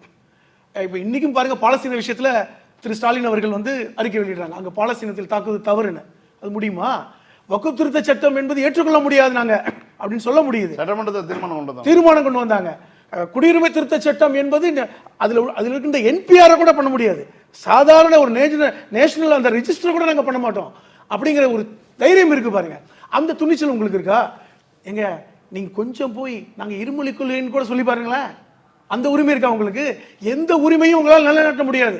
அங்க என்ன, நீங்க என்னதான் வீரமா போனாலும் அவர் சொல்வதை கேட்டுக்கொண்டு வரோம். 2 மணி நேரம் நான் அமித்ஷாவோட விவாதம் பண்ணேன், 2 மணி நேரம் அமித்ஷாவோட பேசினேன்னு எனக்கு புரியல. 2 மணி நேரம் அமித்ஷாவோட பேசுவதற்கு எடப்பாடிக்கு என்ன இருக்குதுன்னு கூட எனக்கு தெரியல. என்ன லாங்குவேஜ்ல பேசினாங்க? ஏற்கனவே அமித்ஷா ஆங்கிலம் பேசினாவே கேவலமா நினைப்பாரு, அவருக்கே தெரியாது, இவருக்கும் தெரியாது. அப்ப இவருக்கும் தெரியாது என்ன 2 மணி நேரமா பேசினாங்க அப்படிங்கிற ஒரு சிக்கல். கவுண்டமணி ஒரு படத்துல சொல்லுவார்ல, சில பெப்ப எல்லாம் ரூமுக்குள்ளதான் பேசிக்க முடியும். அப்ப சைகையில மொழியில பேசிட்டு வந்திருக்காங்க. அதுக்கு ஒரு டிரான்ஸ்லேட்டர் வந்து நாங்க அப்படி பேசிட்டோம், தமிழகம் நலன் சார்ந்து போய் பேசிட்டு வந்தோம் இப்படிலாம் பேசினாங்கல்ல. அப்ப வந்துட்டு ஏற்கனவே இதை சொல்லும் போதே எங்க முதல்வர் சொல்லிட்டாங்க, உங்க ஆள் போயிருக்காரு, என்னன்னு கேட்டு சொல்லு, இதையும் கேட்டு சொல்லிட்டு வா அப்படின்னு. அவங்க இருக்க ஒருத்தர் சொல்லியிருக்காரு, அவருக்கே அவர் கோரிக்கையை கேட்க முடியாது, இது வரையா சேர்த்து சொல்ல போறாரு. அப்ப இப்ப இந்த மாதிரி ஒரு நிலைமை இப்ப இன்னைக்கு முழுக்க அதிமுகவை பாஜகவிடம் அடகு வைத்து விட்டார், அதிமுகவை குஜராத்திகளிடம் அடகு வைத்து விட்டார். இன்னைக்கு முழு கண்ட்ரோல் அவங்க தான். மீட்டெடுக்க வாய்ப்பு இருக்கான்னு தெரியல. இங்க இருக்கின்ற அதிமுக தொண்டர்கள் தான் கொதித்தெழணும். உண்மையான அதிமுக தொண்டர் கொஞ்சம் பேர் இருப்பாங்கல்ல, கொஞ்சம் திராவிட சிந்தனையோட போயிருப்பாங்கல்ல, பல்வேறு நபர்கள் திமுகவில் இருந்து அப்போ போனாங்கல்ல, ஐயா போன்றவர்கள்லாம். அப்ப அது போன்ற அந்த வழித்தோன்றர்கள் கொஞ்சம் மீட்டெடுக்க முயற்சி பண்ணணும், குறைந்தபட்சம் பேசணும். ஆனா இங்க இருக்கின்ற இப்ப முன்னாள் அமைச்சர்கள்லாம் நடுங்கி போய், நாங்க காதுல விழுகல, எங்களுக்கு காதுல கேட்கல, நாங்க கண்ணால பார்க்கல, தவறுதான் அப்படின்னு இன்னைக்கு பேசக்கூடிய நிலைமை என்பது துரதிர்ஷ்டவசமானது. திராவிடத்துக்கு மாற்றம் திராவிடம் தான் இருக்கணும். இந்த தமிழ்நாட்டில் 60 ஆண்டு கால திராவிட அரசியல் என்பது தமிழகத்தை உயர்த்தி இருக்கிறது. அது 60 ஆண்டு கால திராவிட அரசியல் என்பது நம்ம கல்வியிலையும் சமூக நிலையிலும் மேலோங்கி இருக்க வைத்திருக்கிறது. ஒன்னே ஒன்று சொல்றேன், இன்னைக்கு கல்வி பத்தி பேசுறாங்கல்ல, இன்னைக்கு புதிய கல்விக் கொள்கையில ஒரு விஷயம் சொல்றாங்க, என்ரோல்மெண்ட் ரேஷியோ. அதாவது நாங்கள் எதுக்கு புதிய கல்விக் கொள்கை கொண்டு வரோம்னா, 2030 50 விழுக்காடு உயர்கல்விக்கு போயிடுவாங்க, அதை நோக்கம் அப்படின்னு. அதை பட்டியல் விடுறான், அவனே வெக்கங்கட்டு போய் பட்டியல் விடுறான். இந்த ரேஷியோ லிஸ்ட்ல தமிழ்நாடு ஏற்கனவே 52% அச்சீவ் ஆயிருக்குன்னு. இது என்ன பெரிய விதி? இது அப்ப தமிழ்நாட்டு கொள்கையை தான் நீங்க எடுத்துருக்கணும். இப்ப இதை வந்து அதிமுக கேட்க வேணாமா? இது போன்ற கல்வியை நாங்கள் தேவையில்லை, இந்த மும்மொழி கொள்கை தேவையில்லை, புதிய கொள்கை தேவையில்லைன்னு உங்களால சொல்ல முடியுறதா? அந்த அளவுக்கு நீங்கள் அடிமையாக இருக்கிறீர்கள், அந்த அளவுக்கு நீங்க ஏன்னா உங்களுக்கு வழக்கம் ஏற்கனவே நீங்க வந்து குனிஞ்சு வணங்கி இருக்கீங்க, அந்த பழக்கம் நகர்ந்து போய் காலில் விழுந்திருக்கீங்க. அது நீங்க மாற்ற முடியாது, உங்க ரத்தத்தில் அது கலந்து விட்டது. திராவிட அரசியல் பேசுவதற்கே அதிமுகவிற்கு தகுதி இல்லை என்ற நிலைதான் இன்னைக்கு. உங்களுடைய கருத்துக்களை ரொம்ப தெளிவா சொன்னீங்க. இறுதியாக வழக்கறிஞர் திரு கணேஷ் பாபு அவர்கள், உங்களுடைய பார்வை என்ன? என்னோட பார்வை நம்ம மூத்த பத்திரிகையாளர்கள் அண்ணனுடைய நிலையிலிருந்து தான் வருது. அதிமுகவை பொறுத்த வரைக்கும் அது என்னைக்குமே திராவிட கட்சியா இருந்தது கிடையாது. அப்படிங்கிறத தாண்டி இப்போ நீங்க எம்ஜிஆர் ஜெயலலிதா காலத்தில் இப்போ வந்து நாணயமா இருக்கிறவங்கன்றது இயல்புலேயே நாணயமா இருக்கிறவங்க நாணயமா இருப்பாங்க எல்லா இடத்துலையும். சிலர் வந்து சிசிடிவி கேமரா இருக்குன்றதுக்காக திருடாம இருப்பாங்க இல்லையா? அந்த மாதிரி இந்த சமூக நீதி கோட்பாடுகளை கடைபிடித்த காலம் ஒன்று இருந்தது. அது வந்து அவங்களுடைய அரசியலுக்காக, அவங்களோட பிழைப்பு வரத்துக்காக செய்யப்பட்ட விஷயங்கள் தான். இப்போ பொருளாதார இடஒதுக்கீடுன்னு எம்ஜிஆர் நிலைப்பாடு எடுப்பாரு, உடனே ஒரு மக்களிடையே அந்த அடுத்த தேர்தல் 80 சட்டமன்ற தேர்தலில் வந்து நாடாளுமன்ற தேர்தலில் ஒரு மாபெரும் தோல்வியை சந்திச்ச உடனே நிலைப்பாடை மாத்திக்கிறது அப்படிங்கிறது. ஆகவே ஒரு கட்டத்துல வந்து அதிமுகங்கிறது, நான் வந்து அண்ணனுடைய கருத்து எல்லாத்தையும் ஆடுகோழி பள்ளியில தடைனாங்க, ஒரு தேர்தல் தோல்வி உடனே மாத்திக்கிட்டாங்க. நான் அண்ணனுடைய கருத்துக்கள் எல்லாத்துலயும் நான் வந்து உடன்படுறேன். ஒரே ஒரு கருத்துல மட்டும் மாறுபடுறேன். அதிமுகவின் நிறுவனர் வந்து அனகாபுத்தூர் ராமலிங்கம் அப்படிங்கிறது இல்லாம இடி ஐடி, அவங்க ஒரிஜினலி டிஎன்ஏ டெஸ்ட் பண்ணி சொல்லி ஒரிஜினலி இடி ID Delhi deep state. So அதிமுகவுடைய டிஎன்ஏவே அதுதான், அதிமுகவுடைய டிசைன். அதனால நம்ம வந்து அதிமுக திராவிட கட்சி இல்லை என்ற வாதத்தை வைப்பதற்காக ரொம்ப உழைக்க தேவையில்லை. நான் இங்க என்ன சொல்ல வரேன் அப்படின்னா, அதிமுக என்பது தற்போதைய நிலையில் ஆரிய பாசிச கட்சியாக இருக்கிறது. அதிமுக திராவிட கட்சி இல்லைங்கிறதெல்லாம் அதெல்லாம் என்னைக்குமே அப்படிதான், அது நம்ம கேள்வியே கிடையாது. அதிமுக இன்றைக்கு ஏன் ஆரிய பாசிச கட்சி என்றால், நீங்க வந்து இந்த சில விஷயங்களை இன்னைக்குமே இந்துத்துவா தான் அதிமுக. இன்னைக்கு இந்துத்துவ மதவெறிகளால் மென்று துப்பப்பட்டு விட்ட கட்சியா மாறிடுச்சு. என்னைக்குமே அதிமுக என்பது டெல்லியின் குழந்தை தான், இன்னைக்கு பாஜகவின் கள்ள குழந்தையா மாறி இருக்கு. அப்போ அதிமுக எந்த அளவுக்கு கீழே இறங்கி இருக்கு. உதாரணம் சொன்னோம்னா, இப்போ நம்ம எம்ஜிஆர் பத்தி பார்த்தாச்சு. ஜெயலலிதா என்ன பண்ணுவாங்க, அவங்களுக்கு வந்து ஒரு இடஒதுக்கீடு திட்டத்தை வந்து என்னைக்குமே இல்லையா, நம்ம வேம்பு இனிக்காதுன்னு நம்ம ஐயா சொன்ன மாதிரி தான், அது வந்து அவங்களுடைய பிறப்பு, அந்த பார்ப்பனிய சிந்தனை தான் அவங்களுடைய தன்மை.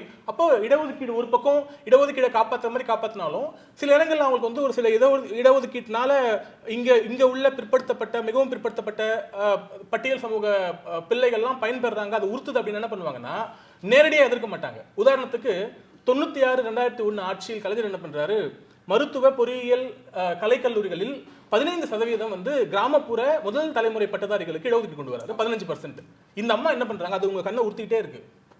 லட்சக்கணக்கான பிள்ளைகள் பயன்பெறாங்க. திராவிட இனத்தின் மிகப்பெரிய புரட்சி அது. என்ன பண்றாங்க, உடனே எந்த கமிஷனும் எதுவுமே இல்லாம 25% தடாலடியா உயர்த்துறாங்க. வழக்கு அவங்க ஆளுங்களை விட்டு ஒரு வழக்கு ஒன்று போகுது, ஆர்எஸ்எஸ் சார்பில் ஒரு வழக்கு ஒன்று சுப்ரீம் கோர்ட்ல போகுது. உடனடியா என்ன கிரவுண்ட்ஸ்ல அந்த ஒட்டுமொத்த ஸ்கீமையுமே, ரிசர்வேஷன் ஸ்கீமையுமே கேன்சல் பண்றாங்கன்னா, எந்த கமிஷனும் இல்லாமல், எந்த பரிந்துரையும் இல்லாமல் நீங்க ஒரு சோஷியல் ஸ்டடி பண்ணாம எப்படி நீங்க 15ல இருந்து 25 பண்ணீங்க? குறைந்தபட்சம் அந்த 25 தானே அவங்க வந்து இது பண்ணிருக்கணும். இப்போ வன்னியர்களுக்கு இடஒதுக்கீடு கொடுத்து ஏமாத்தினது மாதிரி அதே கதை. இங்கேயாவது ஒரு தேர்தல் நோக்கம் இருந்ததுன்னா, அந்த அம்மா அவங்களுக்கு ஒரு இடஒதுக்கீடே பிடிக்கலனா கூட இப்படி ஒரு நூதனமான அப்போ அந்த நூதன திருட்டுன்னு சொல்லுவாங்க இல்லையா, அந்த நூதனமான விஷயங்கள் நடக்கும். இன்னைக்கு இருக்கிற அதிமுக எப்படி இருக்கு அப்படின்னா, நம்ம தோழர் சொல்லும்போது கூட தெளிவா அது முடிக்கும் போது தெளிவா மென்ஷன் பண்ணாரு. இந்த ஜோக்கர் என்பதும் இந்த கோமாளியா சித்தரிக்கிறதுன்றது அது ஒரு மாஸ்க் தான். அதற்கு பின் இருக்கிற எடப்பாடி பழனிசாமியின் முகம், இன்றைய அதிமுகவின் முகம் இருக்குல்ல, அது ரொம்ப கோரமான, அது ஏற்றாட ஹிட்லருக்கு எப்படி கோயபல்ஸ் இருந்தாரோ அந்த மாதிரி இன்றைய நவீன நாசிக்கள் வந்து நீங்க பாஜக எடுத்துக்கிட்டீங்கன்னா, பாஜகவுக்கான கோயபல்ஸா செயல்படுறது நீங்க இந்து முன்னணியோ ஆர்எஸ்எஸோ கிடையாது. மிகப்பெரிய தொண்டர் பலம் வச்சிருக்கிற மிகப்பெரிய அரசியல் கட்சியா இங்க நமக்கு பிடிச்சோ பிடிக்காமையோ இருக்கிற அதிமுக தான். இதை நான் வந்து தரவுகள் அடிப்படையில் எப்படி சொல்றேன் அப்படின்னா, நீங்க இன்னைக்கு அவங்களுடைய கூட்டணி பேர் என்ன, தேசிய ஜனநாயக கூட்டணி. இன்னைக்கு மோடி வந்து 3 முறை பிரதமர் ஆயிட்டாரு. நீங்க தேசிய ஜனநாயக கூட்டணி 2014 இருந்து நீங்க கணக்கெடுத்து பார்த்துக்கோங்க.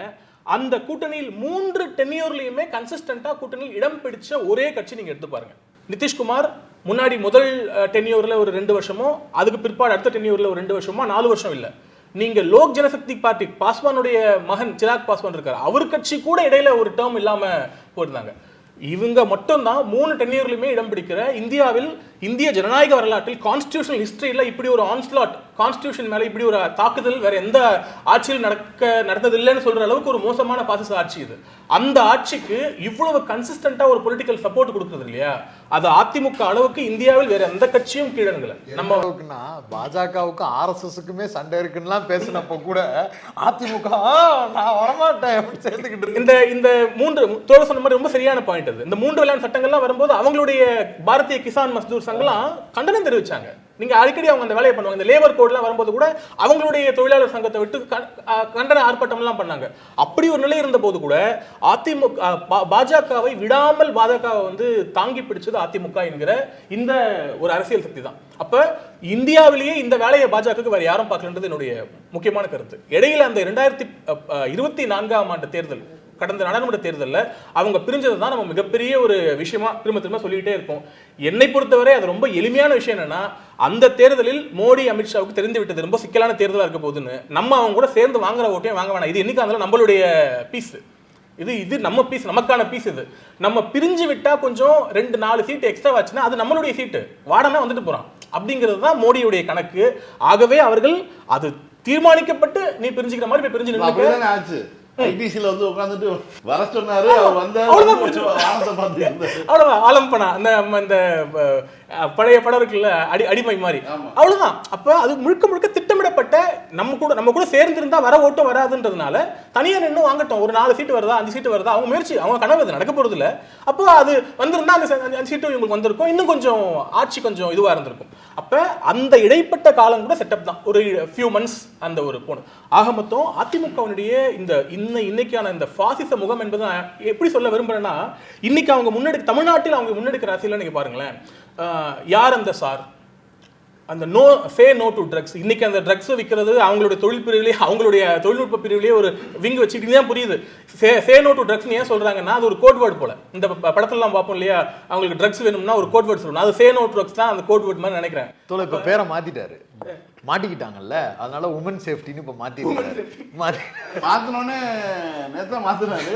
அவருடைய கட்சியை சேர்ந்தவரை ஒரு 83 வயசு கிளவி மூதாட்டி அணி வந்து அதை பார்த்து கொண்டு. இதெல்லாம் பாஜகவோட சேர்க்கையில வர்ற பிரச்சனை. சேர்க்கை சரியில்லை, கொஞ்ச நாள்ல பசுமாடுலாம் கம்ப்ளைண்ட் கொடுக்க வரும் பாருங்க. இல்ல, நான் என்ன சொல்ல வரேன்னா, இவங்க எடுக்கிற அரசியல் பாருங்க.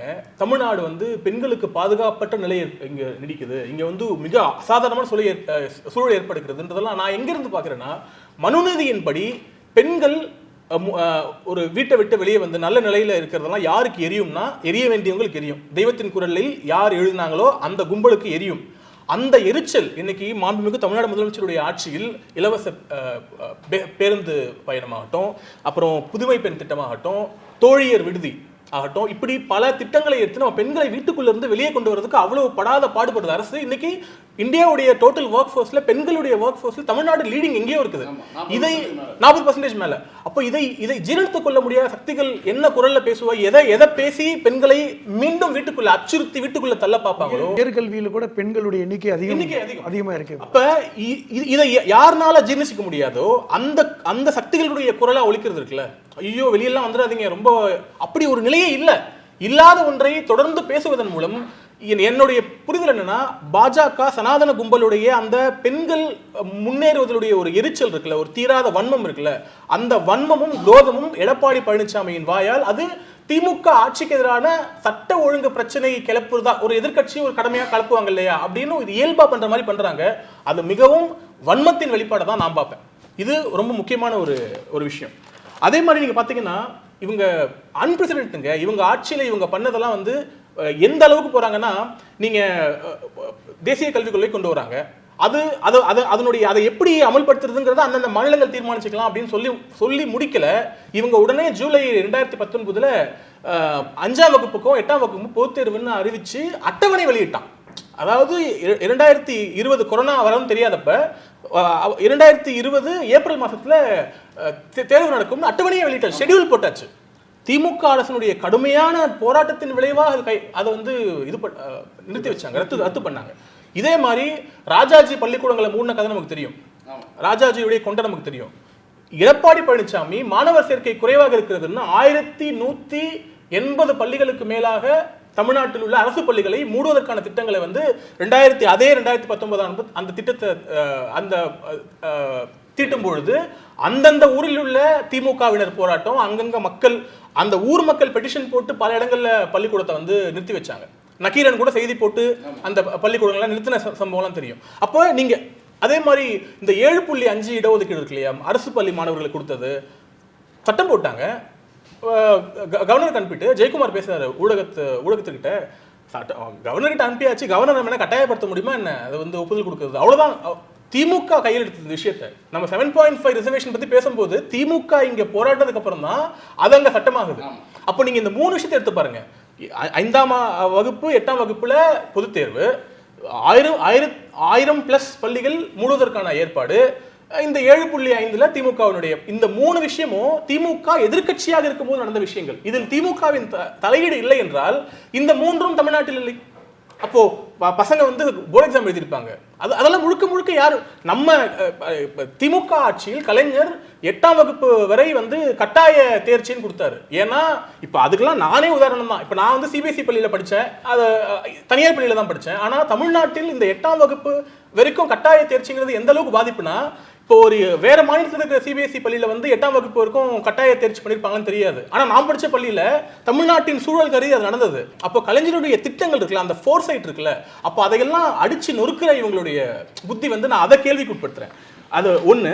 இவங்க வந்து தொடர்ந்து இந்த நீட் விவகாரத்தில் 2017 பிப்ரவரியில சட்டமன்றத்தில் அனைத்து கட்சிகளின் சார்பாக தீர்மானத்தை ஏற்றி ஆளுநருக்கு அனுப்புறாங்க.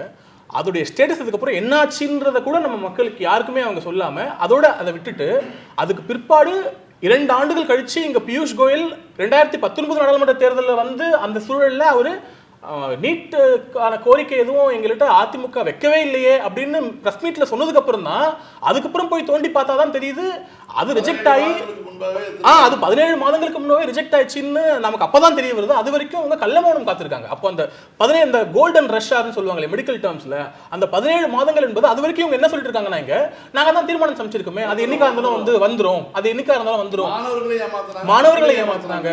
இதுக்கடையில் தங்கை அனிதா வந்து உச்சநீதிமன்றத்துக்கு வந்து 2வது முறையாக நீட் விலக்கு அந்த 2வது ஆண்டுக்கு வந்து அவங்க கோரிக்கை வச்சு நம்ம இன்றைய மாண்புமிகு அமைச்சர் எஸ்.எஸ். சிவசங்கரனுடைய சப்போர்ட்ல உச்சநீதிமன்றத்தில் அன்னைக்கு வழக்கு தாக்கல் செய்யும் போது அதிமுக சார்பாக அரசு வழக்கறிஞர் ஆஜராகல அந்த கேஸ்ல.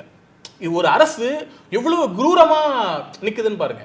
எங்களால ஒன்றும் பண்ண முடியலங்க, நாங்க மாட்டியிருக்கோம். வெளிப்படையாக நான் தங்கை அனிதா இன்னைக்கு வந்து நம்ம நீட் போராளியா பார்க்கிறோம், நம்ம வந்து சமூக நீதியுடைய ஒரு தீரரா பார்க்கிறோம். அவங்களுடைய சமூக நீதி போராட்டத்தில் கூட நிக்கல, ஒரு பேரளவுல கூட வந்து நின்றுக்கலாம், ஒரு அரசு வழக்கறிஞரை வந்து அமைச்சிருக்கலாம், அனுப்பல. அப்போ இதுதான் அதிமுகவினுடைய இந்த குரூரமான முகம் என்பது என்னுடைய கருத்து. இதெல்லாம் தாண்டி அதிமுக என்பது இந்த முருகன் மாநாட்டில் கூட நம்ம தொடர்ந்து தவறான கேள்விகளே அதிமுக எழுப்பிட்டு இருக்கோம். உங்களுக்கு தெரியாதா, நீங்க வந்து அவங்க இந்து முன்னணியோட ஹிஸ்டரி தெரியாதா, உங்களுக்கு அங்க போனா இது நடக்கும்னு தெரியாதா? இப்போ நீங்க யோசிச்சு பாருங்க, அது ஒரு பாஜகவுடைய மெசேஜ். இது இப்படித்தான் நீங்க சொல்றீங்களே, இப்போ தொடர்ந்து பாஜகவுக்கு ஒரு தன்மை இருக்கும், தமிழர்கள் எதையெல்லாம் தமிழர்களை இழிவுபடுத்தி கொண்டே இருக்கிறது, டீஸ் பண்ணிட்டே இருக்கிறது, அசிங்கப்படுத்திக்கிட்டே இருக்குது தமிழர்களை, தமிழை கலாய்க்கிறது, நம்மளுடைய தொன்மைகளை வந்து இது பண்றது. நீங்க கூட சொன்னீங்க எடப்பாடி வந்து கீழடிக்கு போவே இல்லைன்னா, அவர் டேபிள் கீழிலிருந்து தான் வந்தார், அவர் வேற கீழிலிருந்து வந்தார், அதனால அவர் இந்த கீழடிக்கு போக வேண்டிய அவசியம் இல்லை. அப்போ தொடர்ந்து தமிழர்களை டீஸ் பண்ணிக்கிட்டே இருக்கு. நீங்க சொன்ன சரியான வார்த்தை அது. அப்போ அதனுடைய நீட்சியா தான், என்னப்பா உங்க ஊர்ல 35% வாக்கு வங்கியோட ஒரு கட்சி இருக்கா, அவங்கள பாரு நாங்க என்ன பண்றோம்ட்டு அவங்கள கூப்பிட்டு வச்சு நாங்க வழக்கமா எங்களுடைய ஃப்ரிஞ்ச் எலிமெண்ட்ஸா நாங்க எங்களுக்குள்ள 30 பேர் கூட இருக்க மாட்டாங்க, மயிலாப்பூர் மாமாக்கள்லாம் உட்காந்துருப்பாங்க, காலி சேர் போட்டுக்கிட்டு திட்டிக்கிட்டே இருப்பான், தீக்காவை திட்டுவான், பிரியரை திட்டுவான், அண்ணாவை திட்டுவாங்க. அந்த கண்டென்ட்டை உங்களுடைய சோ கால்டு முன்னாள் அமைச்சர்கள் 4 பேரை உட்காந்து வச்சு நாங்க ஒளிபரப்புறோம். அவனுங்க என்ன பண்றாங்க மட்டும் நீங்க பாருங்க. அவனுங்க இப்படியே பாயிண்ட் ஓட்டி நம்மள ஆமா நீங்க பாருங்க அப்படின்னு. அப்ப இவர்கள் மக்கள் பிரதிநிதிகளாக ஒரு கட்டத்தில் இருந்தவங்க இல்லையா, இன்னைக்கும் சட்டமன்ற உறுப்பினர்களா இருக்காங்க இல்லையா. அப்போ தமிழ்நாட்டை பாஜக வேற ஃபார்ம்ல டீஸ் பண்ணது போய் அதிமுகவை வைத்து ஒரு மிக மோசமான சாடிஸ்ட் கேம் இங்க ஆடிட்டு இருக்காங்க. அவங்களுக்கு என்னுடைய பர்சனலான கருத்து இது என்னன்னா, 2026 தேர்தலில் கூட அவங்களுக்கு வந்து அதிமுக தோத்தா நல்லதுன்னு நினைப்பாங்க பாஜக. ஏன்னா 2026ல தோத்து 31 நம்ம முழுக்க இங்க வந்து நம்ம மெஜாரிட்டி பார்ட்னரா மாறி அவங்க மைனாரிட்டி பார்ட்னரா போட்டோங்கிறது அவங்களுடைய லாங் டேர்ம் கோல். ஆக மொத்தம் என்னுடைய இறுதி கருத்தான் என்ன சொல்ல விரும்புறேன் அப்படின்னா, உங்களுக்குலாம் தெரிஞ்சிருக்கும் 1970களில் திமுக அதிமுக இணைப்புக்கான முயற்சி நடந்தது. தந்தை பெரியார் பண்ணாரு, தேசிய அளவில் இன்றைய நவீன் பட்நாயக்கின் தந்தையா இருக்கிற பிஜு பட்நாயக் செஞ்சார் இல்லையா. அந்த இணைப்புக்கான சூழல் இப்போது காலம் கனிந்திருக்கிறது. தலைமை அவங்கள நம்பி கிடையாது, தொண்டர்கள். அதிமுகவில் எண்ணிக்கை கூடியிருக்கலாம், குறைஞ்சிருக்கலாம், அதிமுகவிலும் திராவிட சிந்தனையோடு இருக்கிற தொண்டர்கள் இருக்கிறார்கள். அவங்கெல்லாம் மெல்ல மெல்ல திமுகவை நோக்கி வர தொடங்கியாச்சு. ஆடுகளே மனம் திரும்புங்கள், அது தொடங்கியாச்சு அந்த ப்ராசஸ். இதனுடைய கல்மினேஷன் ஆஃப் திஸ் ப்ராசஸ் அது எங்க இருக்கும்னா, அதைத்தான் நம்ம வந்து மாண்புமிகு முதலமைச்சருடைய இந்த 200 சீட்டுகள் அப்படின்னு அவர் சொல்ற அந்த குரல் இருக்கு இல்லையா. நான் வந்து அது நடக்கும்பொழுது ஏறத்தாழ அடுத்த ஆண்டு ஜூன்ல திமுக இங்கே 200 சீட்டு ஜெயிச்சு மாபெரும் வெற்றி பெறும் பொழுது அதிமுகவும் திமுகவும் அதிமுக தொண்டர்கள்லாம் இங்க வந்து இணைஞ்சாச்சுன்ற செய்தி நமக்கு வந்து அதன் மூலமா தான் தெரிய வரும். அப்போ இது ஏதோ வந்து தன் சொந்த கட்சியை பூஸ்ட் பண்றது, வழக்கமா தேர்தலில் வந்து 200 சீட் ஜெயிப்போம் அப்படின்ற குரல் கிடையாது. தலைவர் ரொம்ப தெளிவா அவர் தெரியுது நம்முடைய திட்டங்கள், நம்ம பெண்களுக்காக செஞ்ச திட்டங்கள், அது எப்படி ட்ரெடிஷ்னலான அதிமுகவுடைய vote bank, so called vote பேங்கை வந்து உடைச்சிருக்குன்றதை தாண்டி இந்த மாதிரி விஷயங்கள்னால அதிமுகவுடைய அந்த கோர், இந்த ஒரு திராவிடியன் தாட்ஸ் இருக்கிற கொஞ்சம் பேர், சில ஆயிரம் சில லட்சங்கள் இருப்பாங்க இல்லையா, அவங்க நம்ம பக்கம் வருவாங்கன்னு அவர் தெரிஞ்சுதான் ரொம்ப கான்சியஸா, அது ஒரு பொலிட்டிக்கல் ஸ்டேட்மெண்ட். 200 சீட்டுகளை திமுக வெல்லும் என்பது ஒரு அரசியல் கருத்தாக தான் நான் பார்க்கிறேன். அது நடக்கும்போது நமக்கு இந்த பிஜு பட்நாயக், தந்தை பெரியார் காலத்தில் அந்த நடந்த அந்த முயற்சியினுடைய முடிவான அந்த திமுகவின் வெற்றியில் முடியும்னு நான் நம்புறேன். ஒரு அரசு அதிகாரி, ஓய்வு பெற்ற ஒரு ஐஏஎஸ் அதிகாரிகிட்ட நான் பேசிட்டு இருக்கும்போது 50 ஆண்டுகால ஆட்சி பற்றி பேசும்போது 70க்கு பின்னால் அவர் சொன்ன ஒரு தகவல் வந்து, நீங்கள் 70க்கு பின்னால் அதிக முறை திமுகவை விட அதிமுக ஆட்சிக்கு வந்திருந்தாலும் 70களில் கலைஞர் ஏற்படுத்திய அந்த சிஸ்டம் இருக்கு இல்லையா, அதுதான் வந்து ஒரு ஆட்டோ பைலட் முறையாக இன்றைக்கு வரைக்கும் இயங்கிட்டு இருக்கு. நீங்கள் என்னதான் அதிமுக அதிக முறை ஆட்சி வந்தாலும் அந்த கலைஞர் ஏற்படுத்திய அந்த சிஸ்டத்தை டிஸ்டர்பே பண்ண முடியாது. ஒரு திட்டம் வருதுன்னா, ஒரு அண்ணா மறுமலர்ச்சி திட்டம் வருது அப்படின்னா, அந்த திட்டம் வந்து மேலேருந்து கீழே வரைக்கும் எப்படி அந்த பைப்லைன் வேலை செய்யணுங்கிறத ஒரு செட் பண்ணி வச்சுருக்காரு. ஒவ்வொரு டிபார்ட்மெண்ட்லேயும் அவர் செட் பண்ணி வச்சுருக்காரு. அப்படிங்கிறத வந்து அவர் ரொம்ப விரிவாக விளக்குனார். அப்போ தான் நமக்கு புரிய வந்தது, கலைஞர் தான் ஆட்சி பண்ணி கொண்டு இருக்காரு. இப்போ என்னதான் ஜெயலலிதா இருந்தாலும் சரி, என்னதான் எடப்பாடி வந்தாலும் சரி, இல்லை எடப்பாடியை விட மோசமான இன்னொருத்தர் நபர் வந்தாலும் சரி, இங்கே எப்போதும் ஆளுகிறவர் கலைஞராக தான் இருக்கிறாருங்கிறது தான். அப்போ நம்ம இந்த இதில் வந்து முடிவாக ஒரு கன்க்ளூஷனுக்கு வந்துடுவோம். அதிமுகங்கிறது வந்து அவர் தோழர் சொன்னதில் ஒரே ஒரு பாயிண்ட் மட்டும் ஆடடு. இப்போது திமுக சார்புடையவர்கள், திமுகவுக்கு வாக்களிக்கக்கூடியவர்கள் அவங்க ஒரு பக்கம் இருக்கட்டும், சமூகத்தில் இருக்கக்கூடிய திமுகவுக்கு வாக்களிக்காத அதிமுக ஆதரவாளர்கள், தங்களை ஜனநாயக சக்திகளாக நம்பக்கூடிய நபர்கள், இவங்க எல்லாருக்கும் வைக்கக்கூடிய கோரிக்கை ஒன்றே ஒன்று இருக்குது. நீங்கள் அரும்பாடு பெற்று 2 பிள்ளை பெற்றிருக்கீங்க. ஒன்று மூத்த பிள்ளை, அது உழைக்குது வீட்டுக்காண்டி. 2வது பிள்ளை ஊதாரி பிள்ளை, அது வந்து கொக்கைன் விற்றுக்கிட்டு சேர்க்க சரியில்லாமல் ஊதாரியாக சுற்றிக்கிட்டு தெரியுது. இன்னும் சொல்ல போனால் அது சேர்க்க சரியில்லாமல் அதை தூக்கிட்டு போய் கழுத்தை நிறுத்தி கொள்கிற நிலைமையில் அது போய்கிட்டு இருக்கு. உங்களால் உங்கள் சொத்துக்கும் உங்கள் புகழுக்கும் உங்கள் நல்ல வாழ்க்கை சூழலுக்குமே அது வந்து ஏண்டா பிறந்துச்சுங்கிற நிலைமையில் இருக்கும்போது, ஒன்று சேர்ந்து உங்கள் சொத்துக்களையும் உங்களுடைய வாரிசையும் யாருக்கிட்ட ஒப்படைப்பீங்க?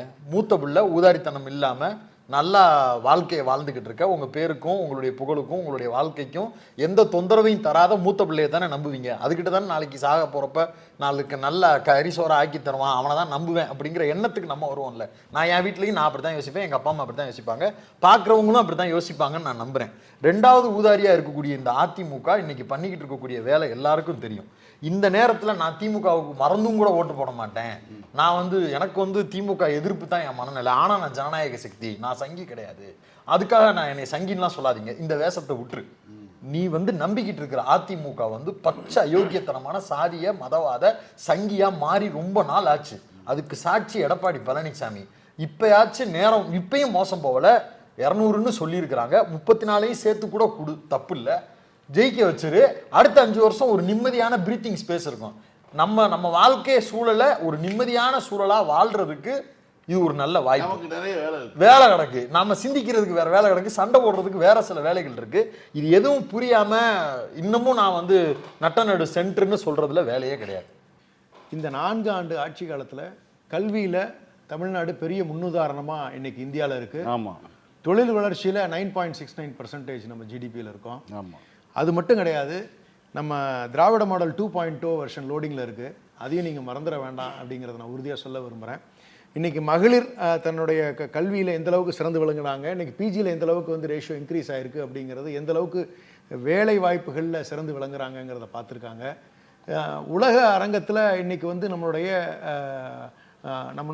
நிலைப்பாடு கூர்ந்து நோக்கப்படுகிறது, பார்க்கப்படுகிறது. தமிழ்நாடுங்கிறது பெயருக்கேற்ப ஒரு நாடு போல பார்க்கப்படுகிறதுங்கிறது தான் நிதர்சனமான உண்மை. அந்த அளவுக்கு தமிழ்நாட்டினுடைய வளர்ச்சி சிறந்து விளங்கி கொண்டிருக்கிறது. இது எக்காரணம் கொண்டும் மக்கள் வந்து மாற்றி கூட யோசிக்கக்கூடாதுங்கிறது நண்பருடைய பார்வையில் அதிமுகவினர். நம்ம தலைவர் சொன்ன ஒரு கருத்தை நான் பதிவிட விரும்புகிறேன். நமக்கு வாக்களிக்காதவர்கள் கூட ஐயோ நான் திமுகவுக்கு வாக்களிக்காமல் விட்டுட்டேனேன்னு வருந்தப்படக்கூடிய அளவு தான் நம்மளுடைய ஆட்சி இருக்கணும்னு சொன்னாங்க. அது நிலை பெற்று கொண்டிருக்கிறது. வருகின்ற ஆட்சியில் ஏதேனும் தவறுகள் நேர்ந்து விடாது என்று உறுதியாக நான் நம்புகிறேன். ஏன் என்று சொன்னால் ஃபேர் டீல் லிமிட்டேஷன் நமக்கு தேவை.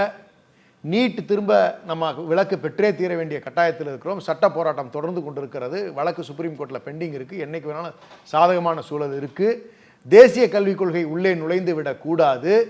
இங்கே இருக்கக்கூடிய பல்கலைக்கழகங்களை மீட்டெடுத்திருக்கிறோம், அதை மீண்டும் விட்டுவிடக்கூடாது. தமிழ்நாட்டினுடைய உரிமைகள், நம்மளுடைய மாநில உரிமைகள் நிலைநிறுத்தப்பட வேண்டும் என்பதற்கு நம்மளுடைய முதலமைச்சர் கடும் முயற்சியில் எடுத்துக்கொண்டிருக்கிறார். அதை எல்லாம் காப்பாற்றுவதற்கு மீண்டும் திராவிடம் 2.0 வெர்ஷன் லோடிங் வெற்றி பெற்றே தீர வேண்டும். அப்படிங்கிறது தான் தமிழ்நாட்டுக்கு நல்லது. மிகப்பெரிய உதாரணத்தை இந்த நாட்டுக்கு நாம் காட்டவிருக்கிறோம்ங்கிறது தான் உண்மை. அதாவது இன்னைக்கு நம்ம சிலர் யோசிக்கலாம், அதிமுக என்ன பண்றது, அசுர பலத்தில் இருக்காங்க. டெல்லி வந்து அவ்வளோ பெரிய பாசிஸ்ட் சக்திகள் முன்னாடி அதிமுக ஒரு சுண்டெலி மாதிரி கற்பனை பண்ணிக்கிட்டு என்ன பண்ண முடியும், ஒரு மாநில கட்சியால் என்ன பண்ண முடியும் அப்படின்னு சொல்றவங்களுக்கு தான் நான் சில ஒரு ரெண்டு உதாரணங்களை சொல்லி காட்டுறேன். விபி சிங் ஆட்சியில் திமுக எப்படி இருந்தது, எப்படி டெல்லியை இயக்கியது என்பதற்கு ரெண்டு உதாரணங்கள். அப்போ இந்தியா டுடேல ஒரு வரி எழுதுறாங்க, மண்டல் கமிஷன் பரிந்துரையை வந்து அமல்படுத்தின உடனே இது வந்து இன்றைய பிரதமர் தன்னுடைய நண்பரின் பேச்சை கேட்டுக்கொண்டு ஆடிக்கொண்டிருக்கிறார். தமிழ்நாடு பிரதமரை இயக்கிய காலம் ஒன்று. இது மட்டும் இல்லை, இது இல்லை ஹைலைட். அடுத்து விபி சிங்குடைய ஆட்சி கவிழ்க்கப்பட்டது, இங்க கலைஞருடைய ஆட்சி கவிழ்க்கப்பட்டது. அடுத்து பிரதமராக சந்திரசேகர் வருகிறார். சந்திரசேகர் விபி சிங் ஆட்சியை பற்றி குறிப்பிடும் பொழுது ஒரு முக்கியமான நாடாளுமன்றத்தில் பதிவு பண்றாரு. அது வந்து அது அந்த காலம் தமிழ்நாடு டெல்லியை ஆட்டி வைத்துக் கொண்டிருந்த ஒரு காலம் அது. அப்ப பிரதமர்கள் இங்கே டெல்லியை குறித்து பேசும்போது தமிழ்நாடு டெல்லியை ஆட்டி வைத்துக் கொண்டிருந்தது. நீங்க யூபிஏ அரசாங்கத்துக்கு எடுத்துக்கோங்க. 2004 2012 எல்லாரும் சொல்லுவாங்க, கலைஞர் போயிட்டு வந்து இங்க ஈழப் போராட்டம் நடந்துட்டு இருக்கும் போது அங்க வந்து மினிஸ்டீரியல் இதுக்காக வெயிட் பண்ணிட்டு இருந்தார். அதை பண்ணி என்ன பண்ணாங்கன்றதான் கேள்வி. நீங்க 2005 6 வந்து உயர்கல்வித்துறையில இடஒதுக்கீடு கொண்டு வந்ததாகட்டும், லால் பிரசாதோட சேர்ந்துக்கிட்டு நீங்க சேது சமுத்திர திட்டமாகட்டும், இப்படி தமிழ்நாட்டு டெல்லிக்கு வந்து பாலிசி கைடன்ஸ் கொடுத்துக்கிட்டு இருந்த மாநிலமா தமிழ்நாடு இருந்தது இல்லையா? அப்ப அப்படியாப்பட்ட இடத்துல இருந்து இன்னைக்கு ஒரு மாநில கட்சி என்ன பண்ண முடியும் அப்படின்னு அதிமுகவை காப்பாற்றுவதற்காக அதிமுக அமித்ஷாவின் காலமுக்குவதை, எடப்பாடி பழனிசாமி அமித்ஷாவின் காலமுக்குவதை காப்பாற்றுவதற்காக அந்த பாயிண்ட் வைக்கிறவங்களுக்கு திமுக எப்படி டெல்லியை காலகாலமாக டீல் செய்து வந்திருக்கிறது என்கிற வரலாற்றை நினைவு கூற வேண்டிய அவசியம் இருக்கு.